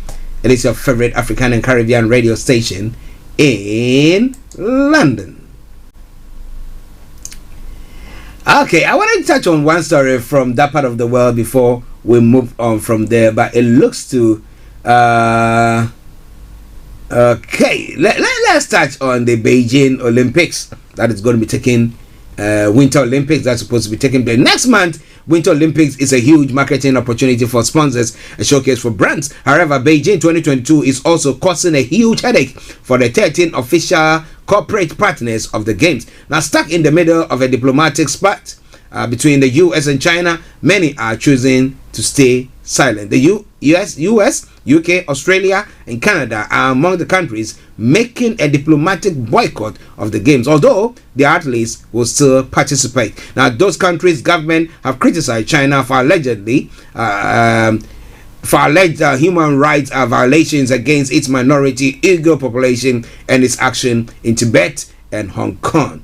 Information coming through says a dramatic reduction in tweets referring to the Games from Olympics global sponsors as compared to last year's Summer Games in Tokyo. So what does it mean? The Games will come on, the athletes will be there, but how does that impact the sponsorship reaction there? What do you think? It's all coming your way from Starr Radio UK, your favorite African and Caribbean radio station in London. Okay, we are venturing into the onto the African continent, and therefore stay tuned. Let's take a quick break. We come back and we continue with the show. Welcome to Gabby Dave Global. We are a UK-based online e-commerce store, the first of its kind with license to trade in African products. Some of the products are clothing brands and all beauty accessories, hair and beauty brands, natural aphrodisiacs, processed and dried unprocessed food. Our mission at Gabby Dave is to connect African and Caribbean businesses to customers globally. At Gabby Dave, we ensure our sellers get the best deal for their products. We are not just here to help you reach a wider audience. We are also a distribution center to support business growth by fulfilling orders to your customers from our warehouse, making sure customers receive their products on time. We are inviting all Black-owned businesses to trade on our platform because we strongly believe Africans have a unique brand the customer would appreciate globally. So get in touch today and let us make your product and business go far. Here are some of the benefits of using Gabby Dave Global. User-friendly platform, track your shipment, online support, transparent process, multiple SKUs, multiple products, a platform that encourages manufacturers as well as traders. Our marketing and PR interventions amplifies yours. Organized products and categories for easy access and navigation. Access to global community, especially within UK and Europe.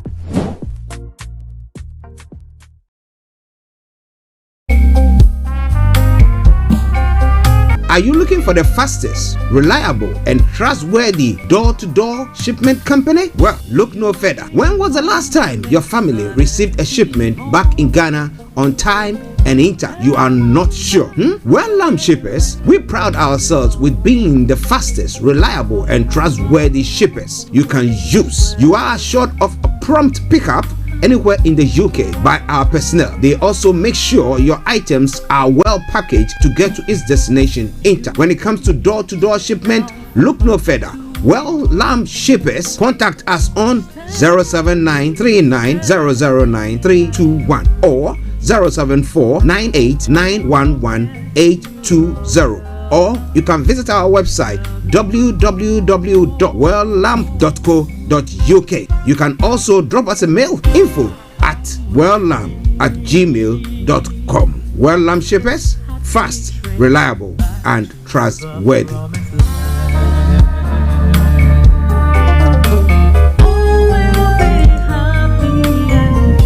Welcome back to the program Starr Radio UK, your favorite African and Caribbean radio station in London, bringing the time now to 8 minutes to the top of the hour, the Friday edition of the morning show. I'm Archie, and in the next 8 minutes, I'll be opening the lines for you to add your voice to the discussion. However, if you want to, share your take on any of the issues that is being discussed or I've spoken about today, for free, and just put it on our Facebook page, and I promise you, I'm gonna read that.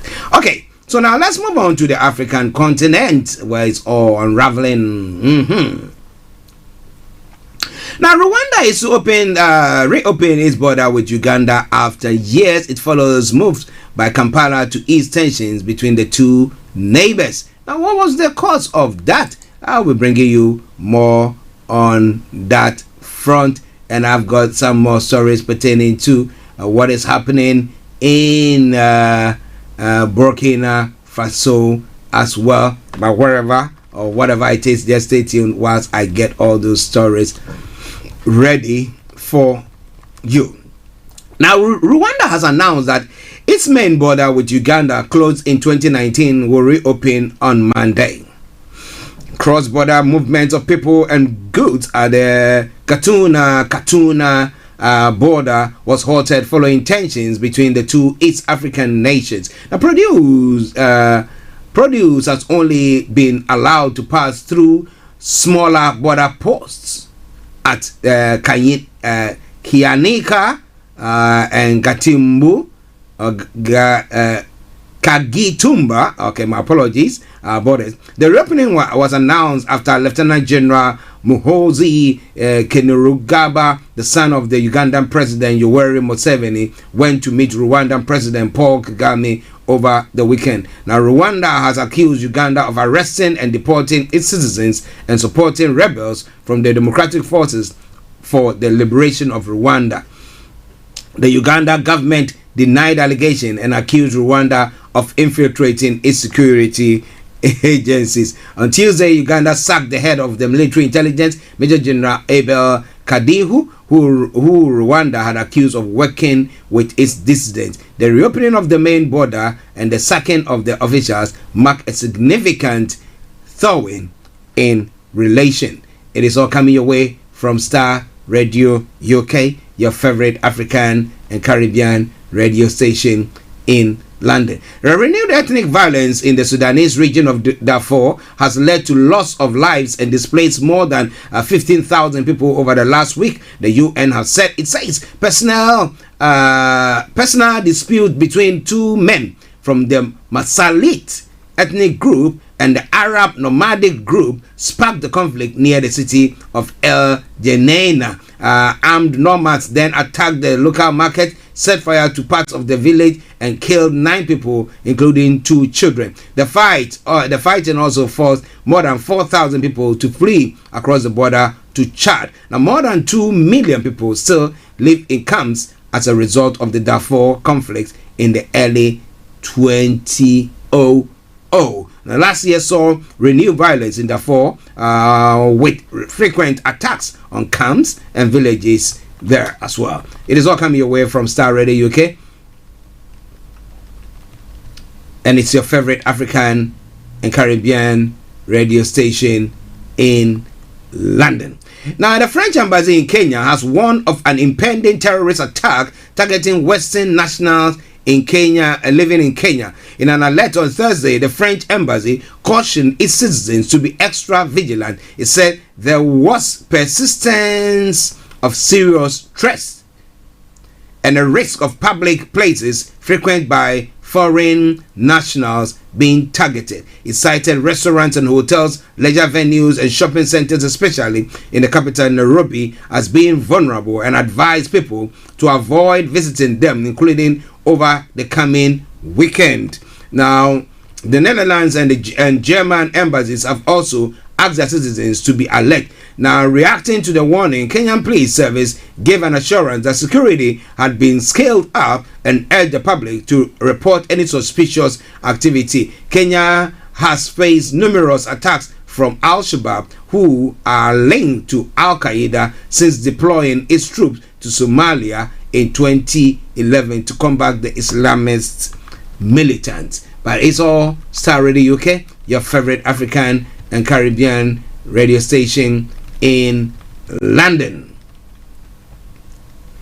Now, Somalia election, nearly a third of MPs now chosen. The Electoral Commission in Somalia says 73 out of the 275 MP seats have so far been filled. The indirect elections are ongoing in various constituencies. The elections started in November and were supposed to conclude by the 24th of December, but the process has been delayed because of disputes. Now, Prime Minister Mohamed Hussein Rubble and regional state leaders reached a deal on the 9th of January to complete the polls by the 25th of February. The complex poll process involves clan elders selecting delegates who then elect MPs, members of the Senate and Upper House.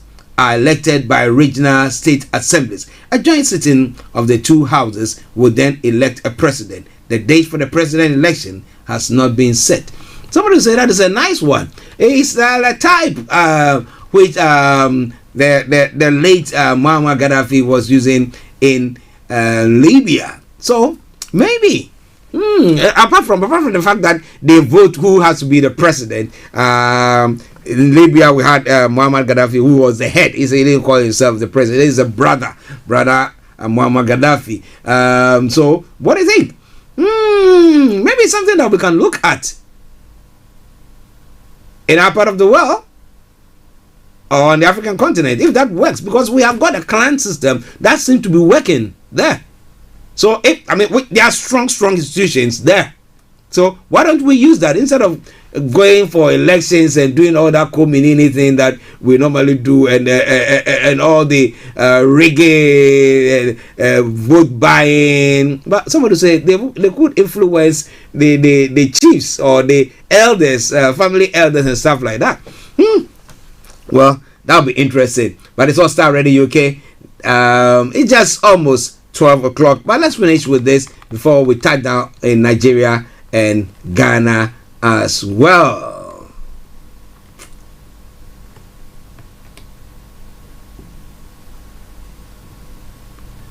Well, sad story coming from Kenya.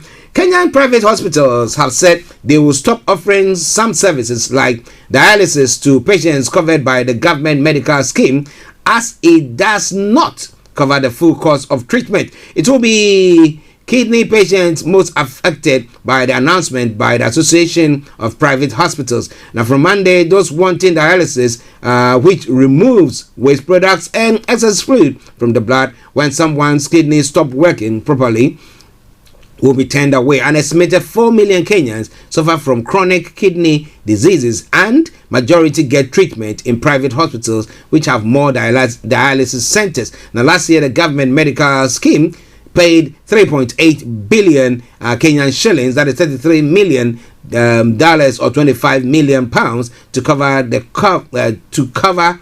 cover of dialysis treatment for more than 290,000 patients. After a general review of the scheme, it has decided not to cover full treatment costs, leaving kidney patients with hefty bills. Those insured by the government scheme are entitled to 2 weekly sessions of dialysis, meaning they now have to find $60 a week themselves to pay for them. Where would they get their money from? Where would they get their money from?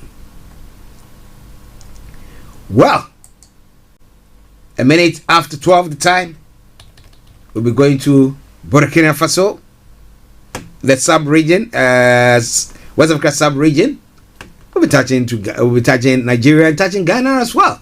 Before at 12:30, we have our money man who's going to be talking about tax filing, filing of your self-assessment taxes, and a lot more from there. But let's take this song from Manifest and then we'll continue. Stay tuned. Cats a bit nippy ahead. Beggars can't choose but be picky instead. 9 to 5 blues, kick me, I'm dead. Okay, whilst we wait to enjoy the full blast of that song, the lines are open. You want to call in is 0208-133-2257 or 58 0208-133-2257 or 58. Those of you in US or Canada is 001-718-303-2737 001-718-303-2737. You can text or WhatsApp us as well, 075-3966-1744 075-3966-1744. Twitter handle is Starr Radio UK and email address is info@starradiouk.com. Enjoy the music now. Choose but be picky instead. 9 to 5 blues, kick me, I'm dead.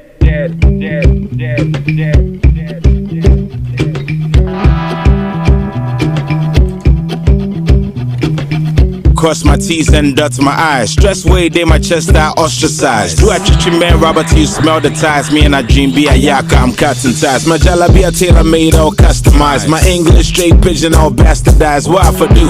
Ignore the bastard guys. I work, they snore, I pass those guys. Thank God it's Friday, of course my mind day. Rise and shine your eye, hustlers wait.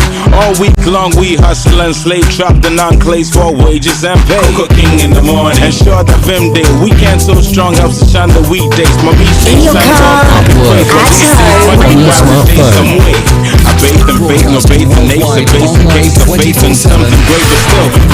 The best radio show. Best radio show. Give me some way, boys I play all week. Give me some way, boys I live in a cheat. Give me some way, but then God is Friday. People Jimmy needed to do some way. Maybe I bought his foot, so give me some way.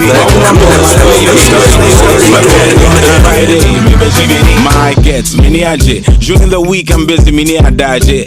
But I still put in work, sick of dodging. I'm even out before the sun sets marching. So it's 5 on Friday, any ache. Make up verbs are quite nasi. Health is wealth, I give thanks, me dasi. My use my word as might to buy a sassy. Why wouldn't him say, has to know the nap? Okay, something from the main man himself. Manifest.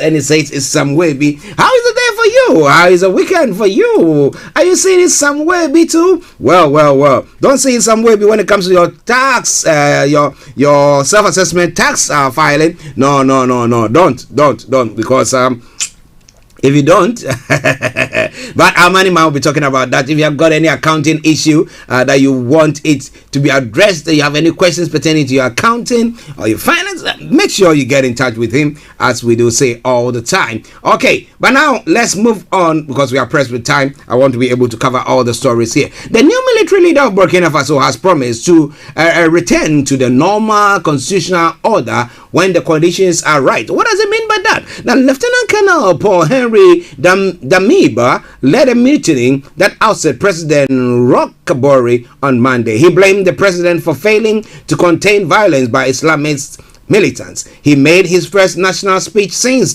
taking power in the eve of an emergency summit of West African leaders called in response to the coup. Now, Burkina Faso is the third West African country to witness a military takeover in the past year. Guinea and Mali have had sanctions imposed on them by the regional bloc ECOWAS to press them to return to constitutional order. Now, wearing a red beret and army fatigue, Lieutenant Colonel Damiba 41 said, when the conditions are right, according to the deadline that our people will define in all sovereignty, I commit to a return to a normal constitutional order. So, in a nutshell, to hell with you, whatever you want to do. He said he will meet representatives of various sections of society to agree on a roadmap for reform. Now, he added that Burkina Faso needed international partners more than ever following condemnation of the coup.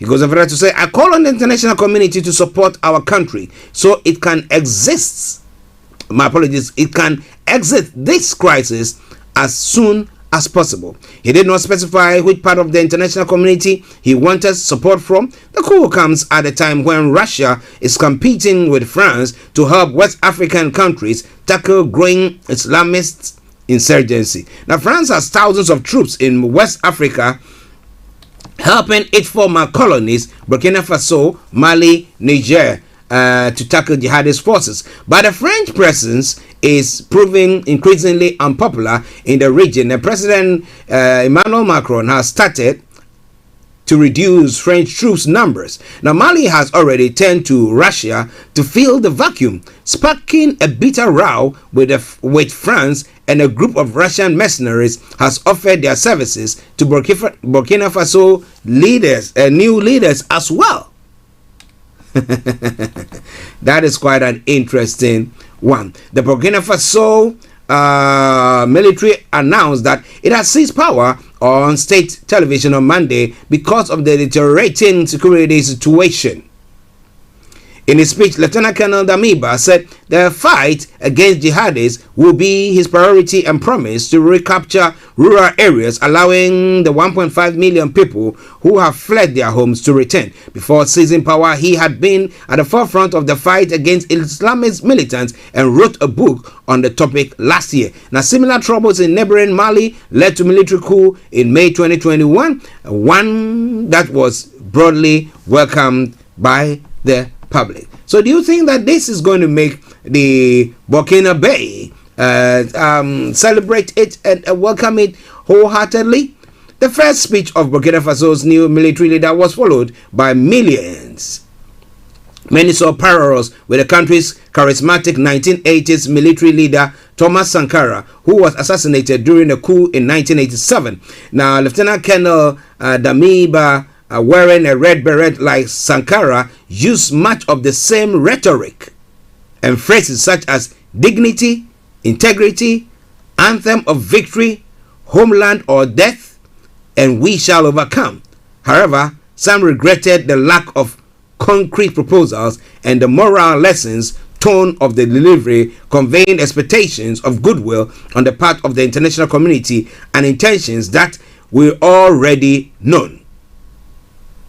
Now, if the intention was to participate in the fight against terrorism, it should have been discussed first. Now, luckily, it is still possible to express oneself in Burkina, wrote one social media user. According to political analyst Luke Damiba, the first speech gives hope, but people are waiting for concrete actions. The new Burkina Bay leader made clear that the priority of the country was security and not a rash return to normal constitutional order and election.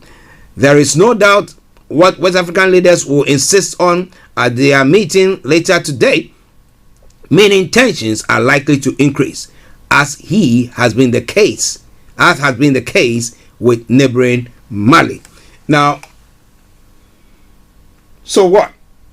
That's what they're going to be saying. We're talking about security. Will the West African region, that's the ECOWAS, send its security to help them combat these infiltrators or these insurgents? Would they?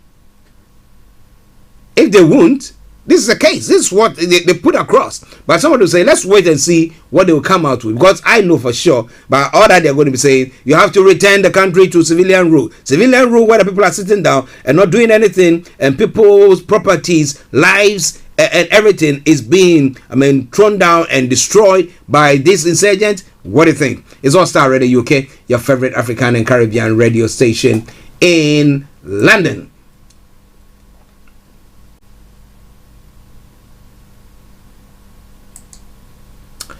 Okay, some breaking news coming from Nigeria.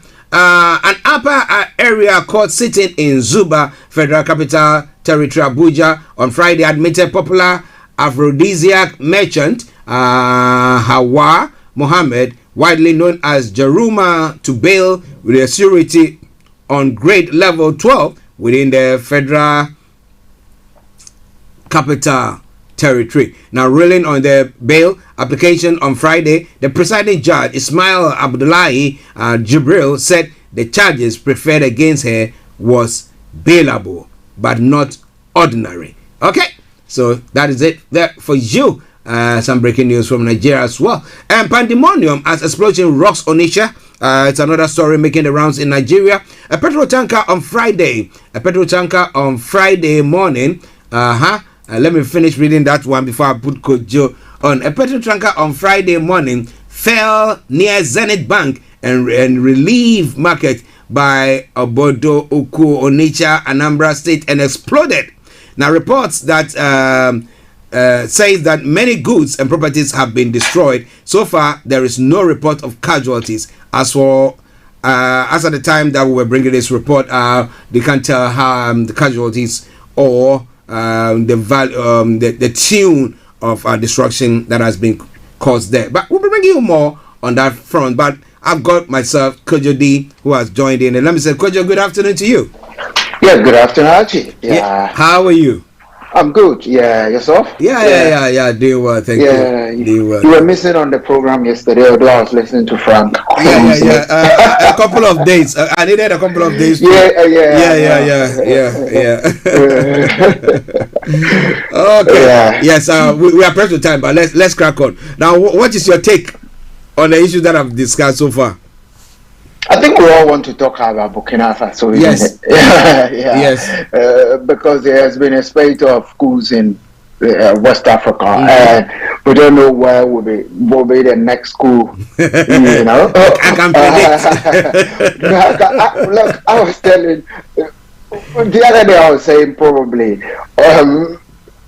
Ivory Coast is also in a that is my prediction. That is my prediction.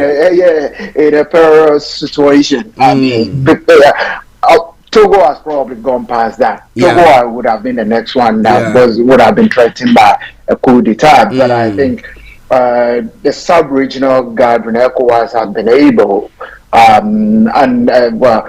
let me say it's more or less something led by the president of Ghana, Akufo-Addo, who have been able to talk to the leaders of Togo. That would have also been boiling over by now. So I don't know what really anybody expects from Burkina Faso. We don't really know what we even expect from the leaders.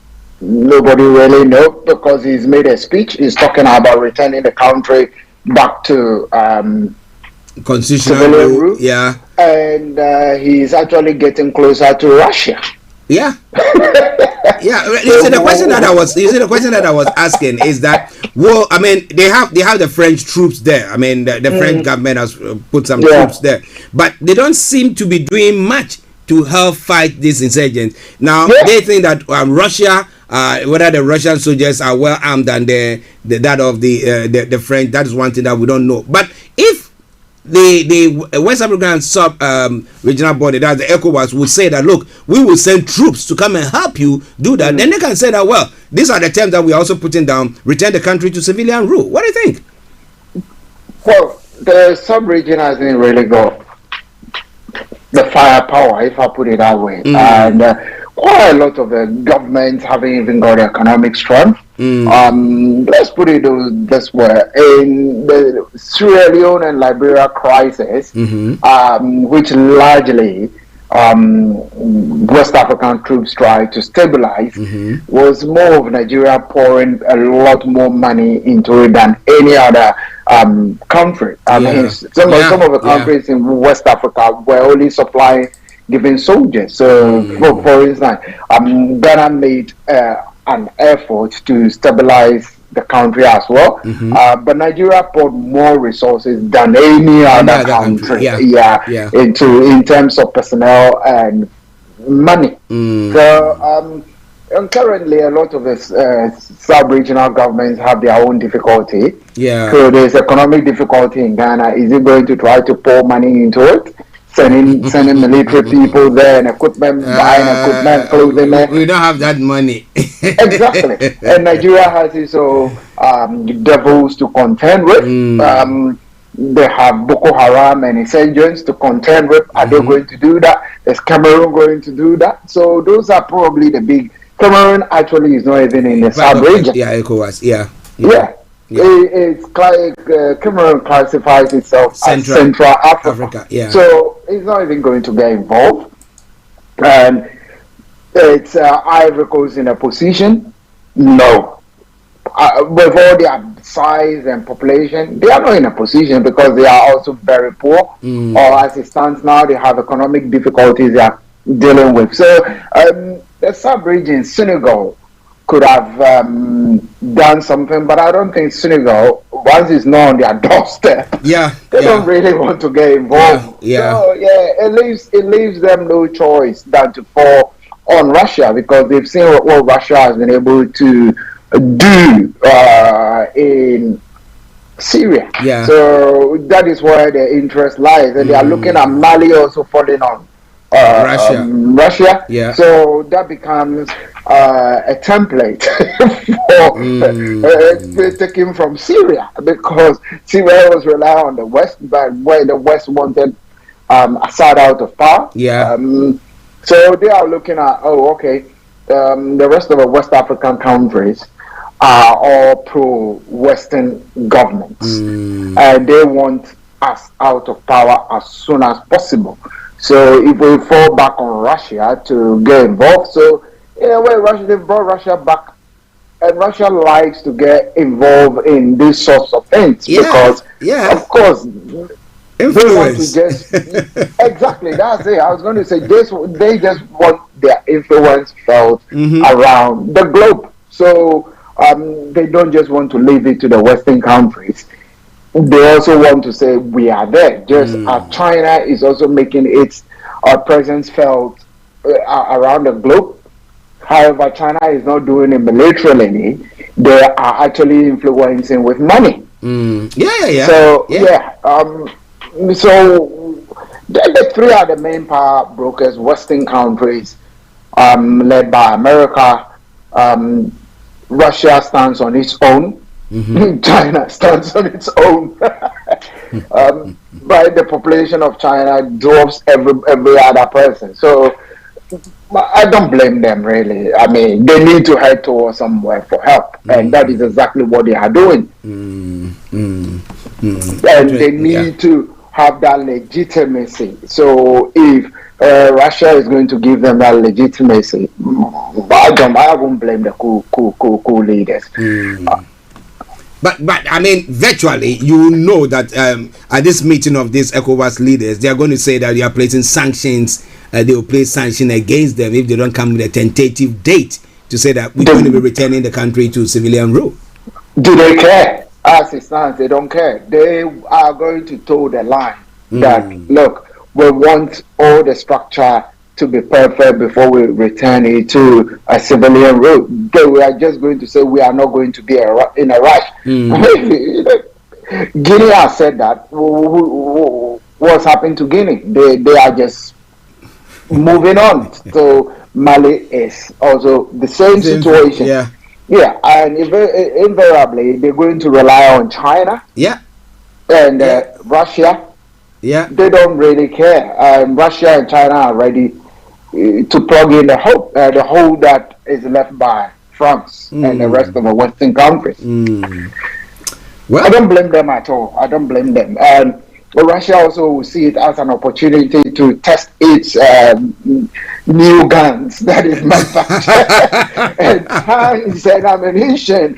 Of course, they want to be at the same level with China and America. So this is an opportunity time for them to test some of their equipment on Boko Haram and all those of course, Boko Haram is not that far. I'm just making reference to that. The Al-Qaeda and all those people out there. I mean, so they're just an opportunity for them.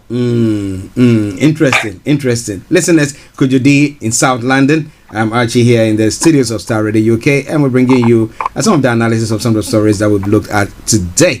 Now, a quick one before we touch on the e-levy issue and the e-levy being perpetrated as the panacea to all the problems that Ghana has at the moment. But before then, Sue Gray's report pertaining to the Prime Minister's party gate. The police are saying that, there should be, I don't know, a bit of a delay or some aspect of it should not be published. Now, what is your take on it? Do you think it's a ploy to maybe, because the police are saying that they don't want the whole case to be prejudiced, the public to be prejudiced before the case is heard or whatever, if charges have to be brought against government. So how do you see it? Yeah, normally that is how it works, isn't it? If the police are supposed to present a case in court, and that case is being tried by the public, what is going to be the outcome of that case?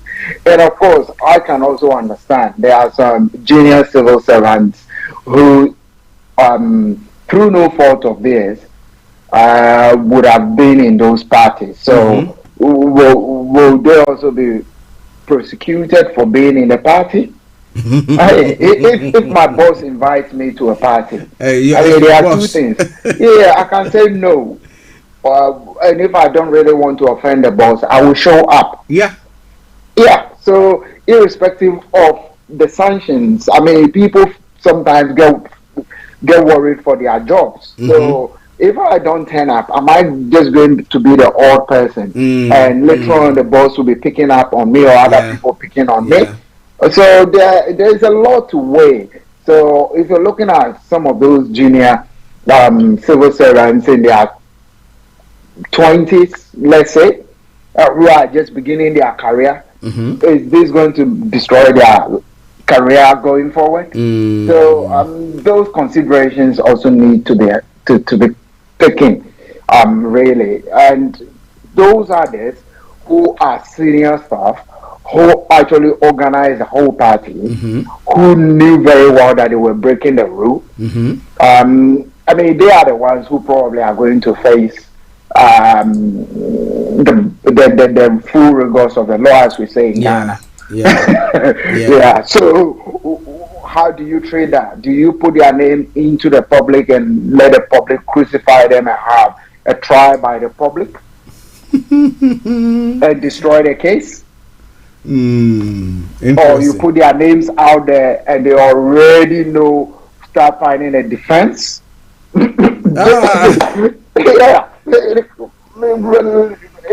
So it's a tricky one, really, for both Sugre and the police but I think whatever happens, she's going to put it out there anyway, and some might be redacted. As the police have. And that reduction happens all the time. So because the police really want to prosecute those people or maybe bring charges or the possibility of bringing charges. That's what the police is looking at. They are not saying they're going to bring any charges. They're investigating with the view of the possibility of bringing charges. But if you put those names already out, then that makes it impossible for the police to bring any charges. So, but if you redact those names, then that leaves the door still open for the police to consider bringing charges. Well, we'll see what happens on that front, but it's All Star Radio UK, your favorite African and Caribbean radio station in London. Let's move on straight to Ghana. Now, disaster is coming if e-levy is not passed. And that was a statement that was made by the finance minister in a town hall meeting yesterday. Now, if we don't do this e-levy, we are just pushing ourselves in a way that will potentially end up in such a disaster.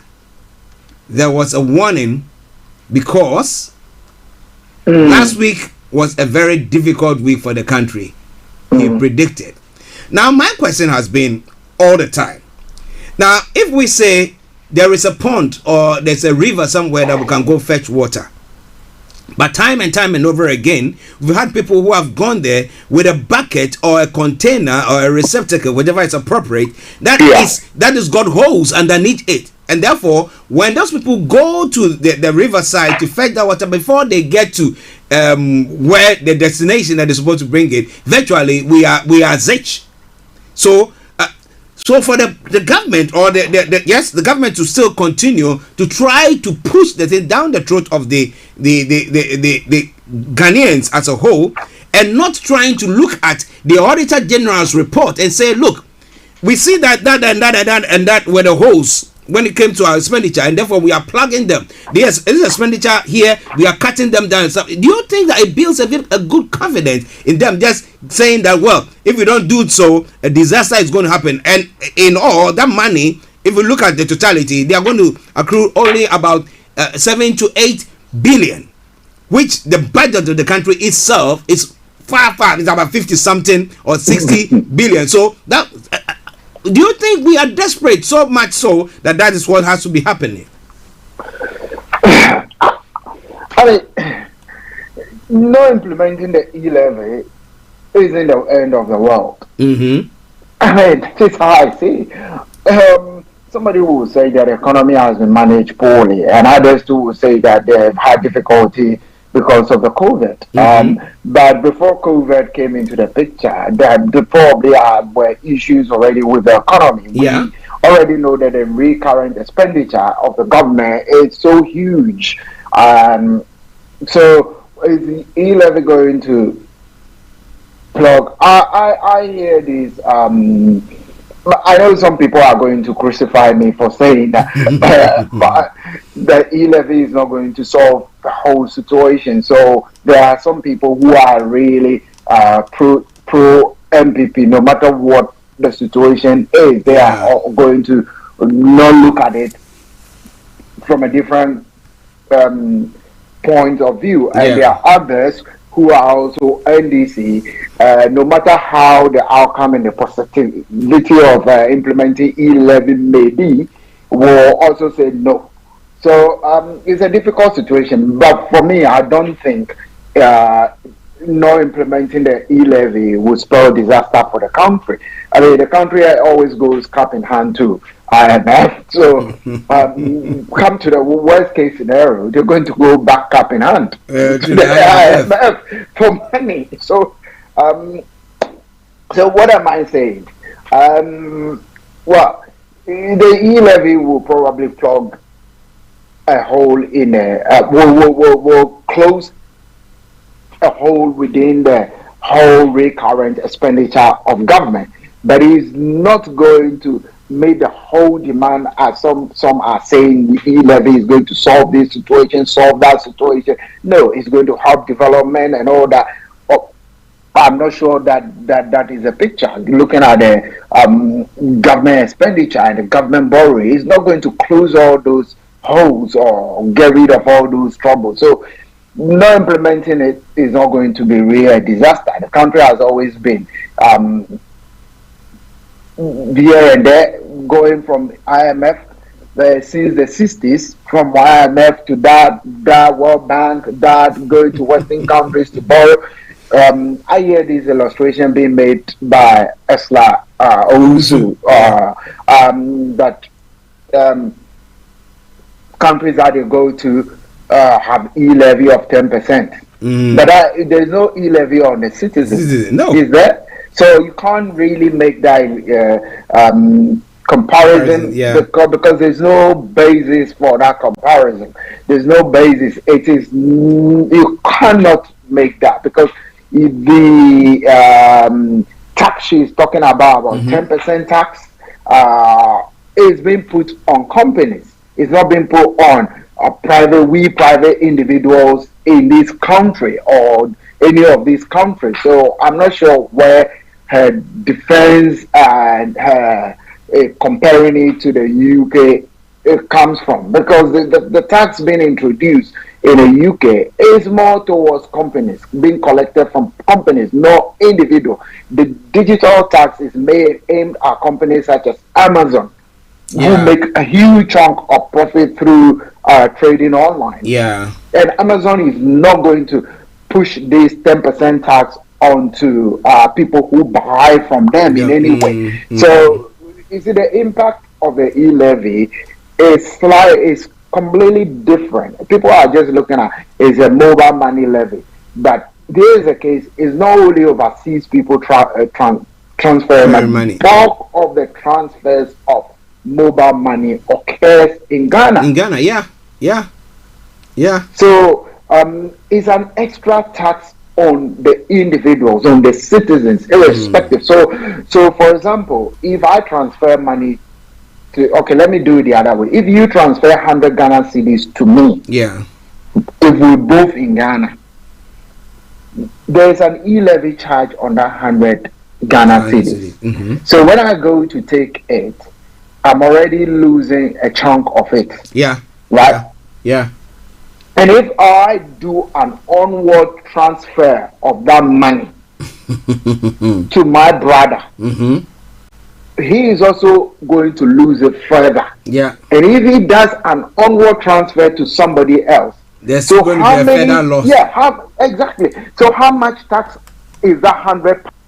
So if you do that transfer between 10 people, you know what's going to happen. You get it? By the time the last person will not get it doesn't really make sense to me. In that comparison, I think Felix too has joined us. That comparison doesn't even make sense in any way to me at all. No, I think they lack ideas how to even convince the people, because as I've been saying, you've not been able to take care of the purse. Now you're telling us, bring some more, this time around we'll take care of it. What is assurance? Let's go to Felix all the way in Aberdeen. Felix, good afternoon. Good afternoon. How are you doing, sir? I think I'm plodding on. Good. Yes, what's your take, sir? The finance minister is saying disaster awaits us. Yes. If you don't why doesn't he tell the why doesn't he tell the country that perhaps they don't even have money to pay wages anymore? Because that's the only disaster I can see. Yeah. I mean, they've not spent on capital expenditure over the last 5 years. Mm-hmm. So if he's not going to spend on capital expenditure, that's not a disaster. Mm-hmm. That's their style of government. So the only disaster I can say is that the country is running out of money even to pay for wages and salary. Mm-hmm. Right? I mean, this whole idea that the future of the country is now based on less than $1 billion. Because they, according to their own projection, this is going to give us just over 6 billion Ghana cedis. So it's less than $1 billion. So the future of this whole country has now been relegated to an amount of less than $1 billion. And without that, the country can't do anything. They can't construct roads from this because apparently they're going to construct roads from this amount. They're going to make money available for entrepreneurs from this amount. They're going to, basically everything is going to come out of $6 billion. After having had well over 400 billion Ghana cedis over the last 5 years. Yeah. I mean, look, I don't blame them. Like I've said to you, our people have chosen stupidity as a way of living. And that's the reason why they can tell them what they are telling them. And that's the reason why they themselves, the people who are running the country themselves, have become bankrupt of ideas. Because you don't have to do any serious thinking, because our people have chosen stupidity as a way of living. Yeah.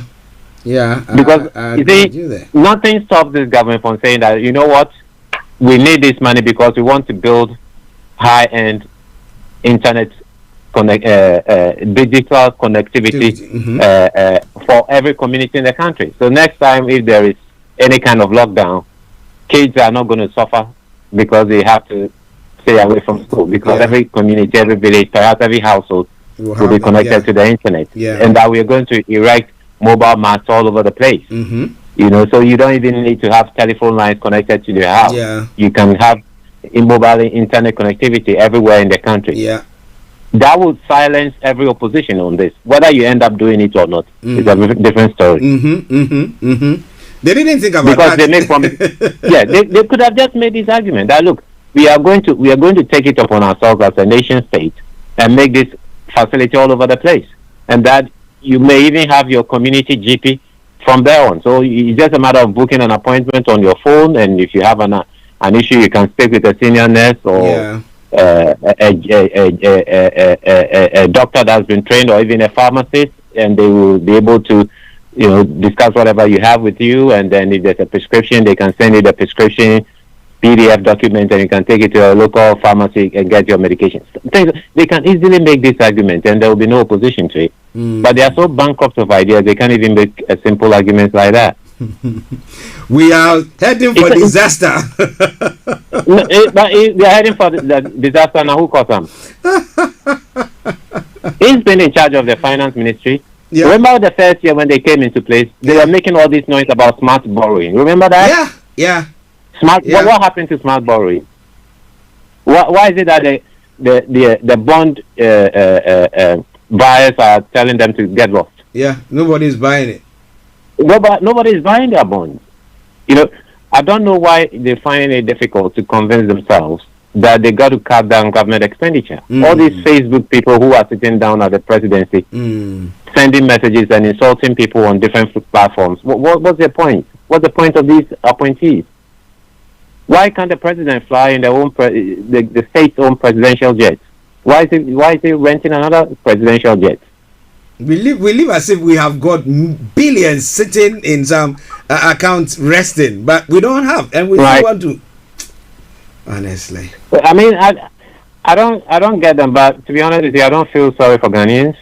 You know, they have chosen this sort of way of life for themselves, where they decided that at some point in time they stopped thinking for whatever the reason is. They don't think anymore. They don't want to think anymore. They think all their solutions rely on seeing some, religious man, or shall we say man of God, or somebody who has powers to see things in the future, or who has powers to predict or forecast things. And I'm afraid if you live in a world like that, reality will hit you very hard, and it will hit you very often. And this is what our people have chosen for themselves. But they should have asked. You see, I don't even understand that we keep making these mistakes. Look, you've had two examples. You had Nkrumah, whose idea was that invest in infrastructure, and that would sustain you as a country. And there's no evidence that Nkrumah's idea was wrong, because the infrastructure he gave us, to a large extent, that is what has sustained us as a country to now. The schools, the roads, the harbors, the hospitals, most of us are beneficiaries of that, whether we like it or not, whether we even disagree with Nkrumah or not. Even the post residential chalets that they occupy in Ridge and what do you call it, cantonment. A lot of these things, Nyani Bias, a lot of these things were built by Nkrumah. Today, this is where these people live with their, girlfriends and concubines, and they claim they live in prime estate, areas, shall we say. So why are people still believe that the way forward for them is for somebody to put money in their pockets? I don't understand, but they buy that argument all the time against, serious investment in the economy. And that's what the expenditure has been on consumption over the last 5 years, for which they have nothing to show. Because it's just like what we do when we come abroad. We send money over for people to spend, cookie and things like that. So every month they are coming back to you, because they blow the money, and every month they come back to you. And then you have to do again, and you have to do again till it gets to a time you say you've had enough, and then they start passing all sorts of comments. When you were nobody, and I helped you, and you went abroad, and now you've forgotten about us. But you can't keep giving somebody money to, like you say, chop in your mouth all the time. You got to invest the money. For some reason, our people don't believe in this, and so you have a senior economist and a politician like J.H. Mensah at some point in time, a Kwina Ubedi. I mean, you don't say this to a German. He will take you as not a serious politician. You never get elected as even local council, because they understand the importance of key infrastructure such as road. But in our country, you can tell somebody a Kwina Ubedi, and they will believe that they want the money in their pocket rather than the road. I'll leave it at that, and I'll keep listening to you. Okay, thank you very much, Felix. Thank you very much. Well, listen, Starr Radio UK, we have to run. We're going to be running up quickly so that we can bring you the money hour. But let me go straight to Kojo for his closing remarks. Then we can do that. Kojo. I think on that note, I think we're all in agreement that look, the e-levy is not a panacea to solving the problems, economic problems that the government has now. I mean, they have to find a way, and if it's going to be a miracle, that is why they were voted into power. They should come up with something more than just the offering of e-levy. E-levy shouldn't bring disaster to the country, whether it's implemented or not. I mean, if it's implemented, then it will raise extra taxes. But if not,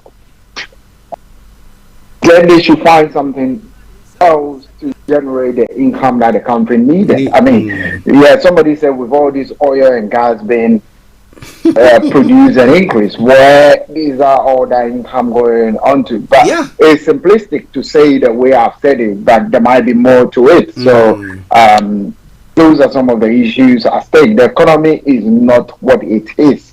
It is not running as it should run. So that is where the problems are. The economy is in a difficult place. And they have been elected to think through what to do. We can only make a comment. That's what we can do. So I think we'll leave it there. And people who are making all those comments about disaster, no implementing of e-levy are all just looking towards having a way out of the e-levy difficulty, what is happening in Parliament. And I recently heard somebody even saying that when the speaker is not there, the government should not go and put the vote across, because if the speaker is not there, automatically they are one shot. They are one shot. So why do you play politics with the life of the nation? So I think that will be my last thing there. Politicians should stop playing with life issues of the nation. Playing who will win a vote or who will not win a vote is not helping anybody in the country. Kojo, let me say thank you very much for this wonderful contribution to the program. Let's receive money, man. Yes. Okay, we'll catch up later. Later.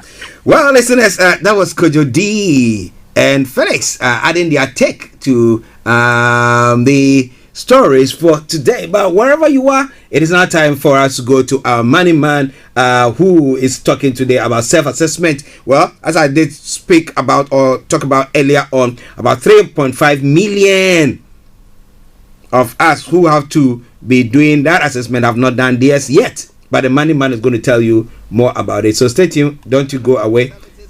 It is Starr Radio UK. Who is going to say to address all the issues of concerns you when it comes to your money this afternoon? Be ahead.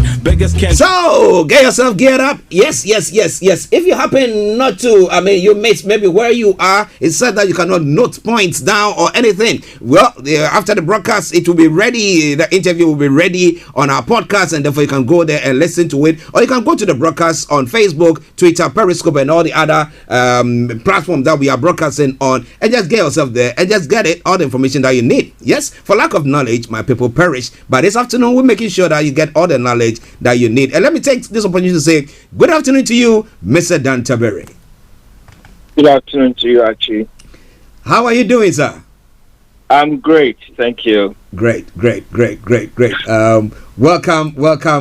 I know our listeners are waiting eagerly to hear what you have to say about issues that they are anticipating to happen this year. But we know we are in a safe hand, and therefore we know that you will deliver on that promise. So let me leave the ball in your court. What are we looking at, sir?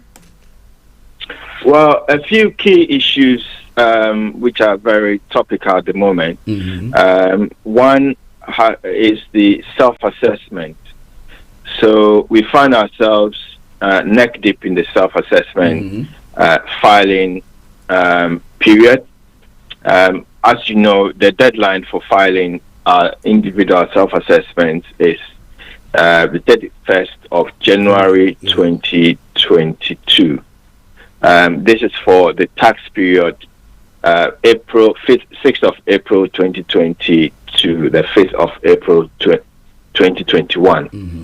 The deadline is usually the 31st of January, and it should be the 31st of January 2022, which we is in 10 days' time, effectively. So all work, all roads usually leads to this particular deadline. Due to COVID issues, we know the impact that Omicron has had on everyone. So what the Chancellor has done is to extend the deadline for filing of tax returns to the 28th of February. So statutorily, the deadline still is the 31st of January. But what the Chancellor has offered is that if you are able to file your tax return before the 28th of February, then the mandatory £100 penalty would not be issued to you. It will be waived. Okay. Also, we know that the payment deadlines for these tax returns are also on the 31st of January each year. And again, we've received a moratorium that if you don't pay your tax your tax bill by the 31st of January, you would, so long as you pay your tax by the 28th of February, you would not have any late payment penalties applied. Okay. This is for just this year because of the Omicron. It's just this year because of COVID issues. Okay. Yes. Okay. So, but one thing you need to understand is that they will be waiving the penalties, but interest will still be applicable or chargeable on any outstanding tax payments. On outstanding tax payment. But if the person has not got any taxes, then they're not going to pay any interest. Correct. That's correct, yes. Okay. All right. And also, another significant change that will help a lot of people, HMRC are offering, if you're struggling to pay your self-assessment by the 31st of January 2022, you can arrange installment payments, and you don't have to call them to do this. You can log into your government gateway account, and then you can arrange flexible payment terms yourself. HMRC are saying that if you are able to do this, contact them to arrange installment payments latest by the 22nd of April, then you will not have any penalty levied for late payment. Okay. If your payment delay after the 28th of February 2022. Okay, listeners, interesting there for self-assessment. Those of you who have issues, as I announced earlier on, you have any issues, okay, or subsequently, maybe this year's it's too late for you to do anything about it, or you've done it, but you want somebody who can handle all those for you. Then you just have to make sure that you contact Mr. Dantabri at GI Accountancy Services, and they will see to address that for you. It's time for our money hour, and we have Mr. Tabiri with us. So let's go on with some of the other issues that is being looked at. Now, you were talking about the government giving some help during the COVID restrictions and everything that happened. Now, are they all taxable? I mean, doing your self-assessment, those who had monies from there, are they going to be part of it or what? Yeah, so that is another topical issue now. During the pandemic, we had various government assistance come our way by way of grants, self-employment grants. We had the fellow scheme. We also had councils giving out some recovery grants to various businesses and companies. Now, all those, most of those grants, what we have to, if you are a self-employed person and you received a self-employed grant, these are all taxable. So these are treated as part of your income for the year 2020-21. So if any grants that you received within that period, you would have to declare those as additional income on your tax return. And if there are any taxes payable, you would have to render taxes on these accordingly. Okay. HMRC want these grants to be declared separately on a separate section of the tax return. So they are going to be checking these, that people are counting or reporting these grants that they received during the year on their tax returns. Interesting. I mean, how easy is it for people to be able to do that because they are doing their self-assessment? Because some people are used to a particular way of doing their assessment, and now they are saying that okay, you have to now fill another form where all that you receive from government will have to be stated there. So how easy is it? Well, if you are familiar with the self-assessment form, it's not an easy form to fill. I would advise you to speak to a professional person to help you to fill it. Because if you file an incorrect tax return, the repercussions would be on you, and HMRC sometimes can be unforgiving when it comes to your lack of knowledge on tax matters. If you decide to complete it yourself and you make mistakes, so I would advise that if you're having any trouble, speak to a tax advisor to help you complete the form. Well, the tax advisor is the one who is talking to you. The money man is there. He will help you how to file that. I mean, I know. I mean, we've got how many days more to the end of the month. But if you need to do that, I mean, if you're not done that, you have any challenges, Mr. Tembiri will put all his details there. Please make sure you get in touch with him so that he can help you solve that issue out. Okay? Yeah. So now let's continue with the discussion, sir. Yeah. So another thing that I also want to touch on, as part of the COVID assistance grant, especially this affects companies.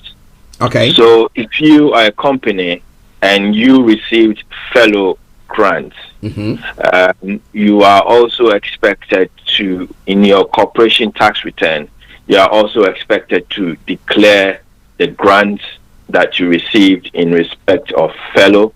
If you fellowed any staff, make sure you have declared this. You would not have to pay any tax on them, but you'd have to declare these on your self-assessment. Okay.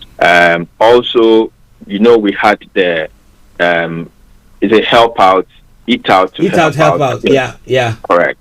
So a lot of businesses, especially in the hospitality industry, receive some grants in this.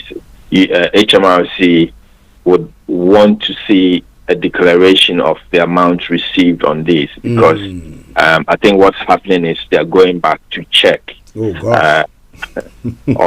some of the claims that people made in this period. Once you put it on your tax return and made a declaration that these are the amounts that I received, then they can go back and do their checks with those numbers and see what they paid to people, to check that what they paid to people and businesses were the correct amounts for this period. Okay. So effectively, the impact is that in the next year or so, we should expect to see a lot of tax inquiries coming from HMRC because they are diverting all resources. A lot of resources at the moment to check the claims that we have made under the COVID relief schemes that the government put out, because the statistics are showing that there was a lot of fraud in the system, and a lot of people may have received monies which they were not entitled to. Well, if you receive money that you were not entitled to, well, you better cough up quickly. But see our money man. Let me say it that way. Get in touch with him. He will advise you the way you have to go about it. If you fraudulently took it, they will advise you how you can go by seeing to making some payments there to settle or whatever thing that will go on there. So please, if you are listening to us, it's very, very important. Don't be a victim of what is going to happen in the future. But it is Starr Radio UK. 10 minutes to the top of the hour at a time. We have Mr. Dan Tembiri, CEO of GIL Accountancy Services. For all your accounting issues, please get in touch with Mr. Dan Tembiri, the boss man himself. Okay, now let's look at the bounce back loans. If companies who got the bounce back loan, do they have to declare that in their accounts as well? Is it taxable as well, or what? Yeah, so the loan itself, the bounce back loans are not taxable. Okay. Because it's not income. So these are monies which companies or businesses are expected to pay back. Yeah. To the government, yes. The key thing with the bounce back loan is that it has to be declared in the accounts as loans outstanding, like any other loan. Okay. And then also, another thing that is a focus of HMRC at the moment in respect of these bounce back loans is the directors' loan accounts and its tax implications. Okay. It's become apparent that some companies took out directors' loan accounts, and the directors have drawn the money out of the companies without any tax complications. So they've been taken out as directors' loans. Oh, okay. And we know that if the director owes the company at the end of the tax year, if the loan hasn't been paid back to the company within 9 months of the year end, the company has to pay what we call Section 455 tax on the amount at 32.5%. Wow. So effectively, if the director has drawn the money out of the business and is owing the company and hasn't paid it back, then HMRC would want to view this as a dividend taken out of the business. Wow. Exactly. So they will tax it up front. But now, what happens go on, sir. Go on, please. If the director pays the loan back to the company in the future, then the company can claim back this tax that it's paid. Okay. Now I was going to ask a question that if the director has given a loan to the company, and this money, this bounce back loan, because they need to still sort that loan out, and therefore that money is taken from the company's account into the director's account to pay that loan. How does it also work there? Yeah, so effectively, which means that the company owed the director before the loan was taken. Yes. In that case, the director's loan account will not be overdrawn. Okay. And therefore, there will not be, the director would not owe the company. The company has only paid back what it owed to the director. Okay.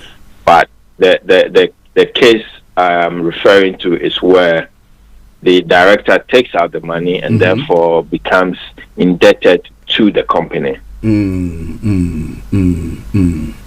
Okay, listeners, Star Radio UK, we have our money man himself in the house saying to address all your issues or your concerns this afternoon. Okay, sir. Now let's move on to because we are pressed to time. Let's move on to the energy price hikes that is looming. I mean, somebody say it's inevitable. Yeah. Well, definitely it's going to be happening. But how prepared or what do we have to do to, forestall any hardship that will happen? Yes, indeed. This is currently giving the government sleepless nights because, as we know, there will be a squeeze. There's a squeeze coming from all sides. On the UK consumer. We expect from April that there will be a rise, a 50% rise in the cap on domestic energy costs in the UK. As you know, the UK has a cap. The UK regulator has a cap on how much the energy providers can raise their prices, their cost by. Now, this cap is linked to the cost of world market gas prices. And as we witnessed a few months ago, the gas prices have shot up significantly. And this has also affected the production cost of UK energy. And so the domestic suppliers would also have to pass this on to the eventual consumer. This is going to bring a squeeze on all UK households, and we expect that our energy bills are going to rise somewhere between, on average, 600 to £1,000 in a year. And this is quite a significant rise, which the government is worried about. Now, interesting. Go on, sir. Yeah, so I think the certainty is that we know that the cap is going to rise by 50%.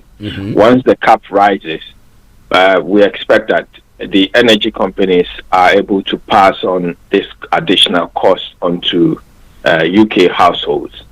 But given the squeeze that is going to be on everybody and how it's going to affect the living situation of the most vulnerable, especially, the government has to come up with some relief or some way to be able to cushion consumers. We don't know exactly how they're going to do this. They might decide, or the suggestion so far has been to give some subsidies to these companies so that they do not pass on the cost to the final consumer. We don't know exactly what the final measures are going to be, but definitely the government is sitting down to discuss ways to bring a relief on this issue. The usual advice is to look for or switch companies, but we know that in this particular instance, as the cap is going to rise, it's going to affect all the energy suppliers. So in this case, switching, a provider may not bring any results to you at all. So my advice would be for people to hold on to see what the government does between now and the end of March to relieve us in April before taking any steps around this. Okay. Well, listeners, Mr. Dan Tabiri, CEO of GIL Accountancy Services, money man, a very busy man, by finding the time or making the time to come your way this afternoon to tell you what is going to happen and what you have to do when it comes to your taxes, the energy price hikes that is going to come, and even what is going to happen next year when it comes to your finances. What about that? But as I said earlier on, if you have any issues pertaining to your accounting, filing of your account, company accounts, anything, name it, just get in touch with him and he will help you on that front. I will go back to him. He will run up our discussions this morning and this afternoon, and then he'll put his contact details across. And please, as I say all the time, in the abundance of water, it takes only the fool to be thirsty. So please make sure you take advantage of his presence here today for you. Over to you, Mr. Tabiri.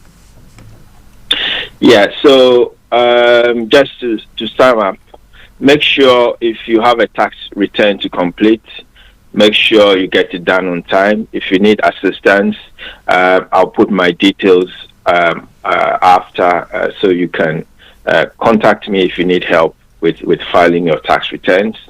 If you have any tax to pay, make sure you pay it on time, or you contact HMRC, or you make the necessary arrangements to spread the cost of your tax bill so that it's affordable for you to pay. Don't struggle if at this time financially if you don't need to, because there's help out there. Seek the knowledge, as Pastor said. Seek the help, seek the assistance, and we can all get through this situation we find ourselves in. If you need any assistance, you can give me a call on 07961248834. It's 07961248834. Or you can reach me on email at dan@gilaccountants.com. dan@gilaccountants.com, and it's accountants with an S. Yes, an accountant with an S. So make sure you get in touch with him. And as I announced earlier on, if you missed any of the discussions, the podcast is going to be ready in the next 5 minutes. And then you can also go back to our Facebook or YouTube or social media platform that we did the broadcast from, and then go back and re-listen to it. It will help you a great deal. But let me take this opportunity to say thank you very much, Mr. Dan Tabiri, for coming our way this afternoon once again. You're most welcome. It's been a pleasure speaking to you and your wonderful listeners. Yes. Have a wonderful weekend, sir. Thank you. Yes, so that was Mr. Dan Tabiri, CEO of GIL Accountancy Services, our money man. And as I announced, now if you have any issue or problems with your accounts, please make sure you get in touch with him and take advantage of the services that GIL Accountancy Services is offering. it will help you a great deal. And make sure you file your taxes as you're supposed to. So on that note, 7 minutes past the top of the hour, I'm bringing the program now to a close, and I want to say thank you very much to all of you who joined in, especially to Mr. Kojo D and Felix all the way in Aberdeen, and as many who shared the broadcast wherever you are. I salute you all. So this evening exactly 7 o'clock, Nanefia Sewarakoto will be coming your way with the Afia show, and it will be followed, this afternoon, lots of music going to be coming your way, as I call the Mixed Grill, and then we'll be having if you are in the evening as well, social issues pertaining to Ghana, and those of us in the diaspora, she's going to be touching on any of the issues that is going on there, and then we'll move on from there. Exactly more at Sunday at 10:30 we'll bring you live church broadcast, and it will be followed at 5 o'clock by the Faith Talk with KB Bossman. So make a date with all those programs. On that note, let me say God richly bless you, and thank you very much for joining us. Enjoy yourself, have a blessed weekend, and keep safe. It's me, Archie, saying bye-bye for now.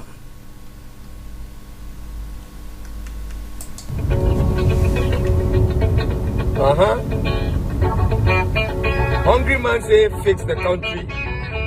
Belleful say fix yourself. Who really needs fixing? Now him.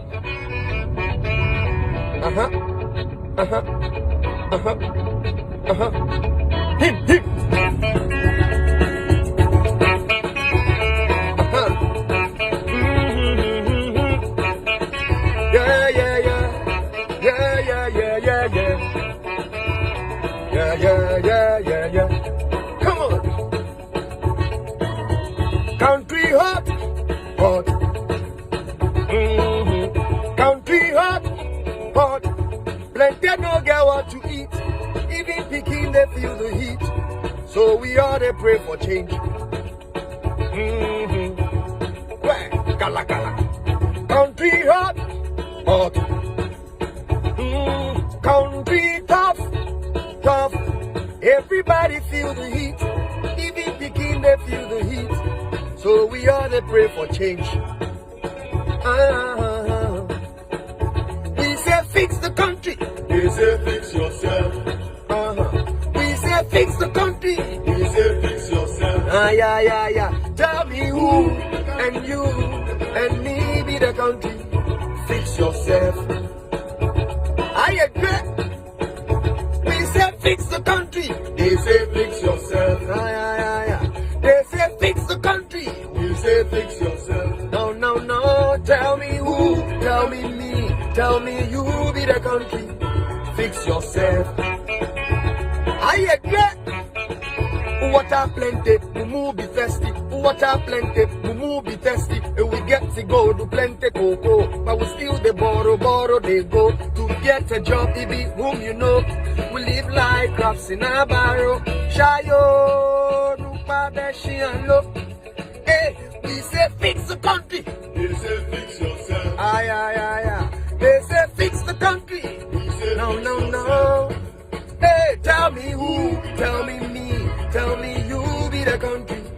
Fix yourself. I said now you great. We say fix the country. You say fix yourself. Yeah. They say fix the country. We say fix yourself. Hey, tell me who, tell me me, tell me you be the country. Fix yourself. I agree. Your minimum wage be hand to mouth. The government know the pay for months. From the same pay, Peking go chop. The fees go come. Yari at the ball. And civil servants stand magicians. Building mansions after few years. Who cares about the coffers? And each man living for himself. We say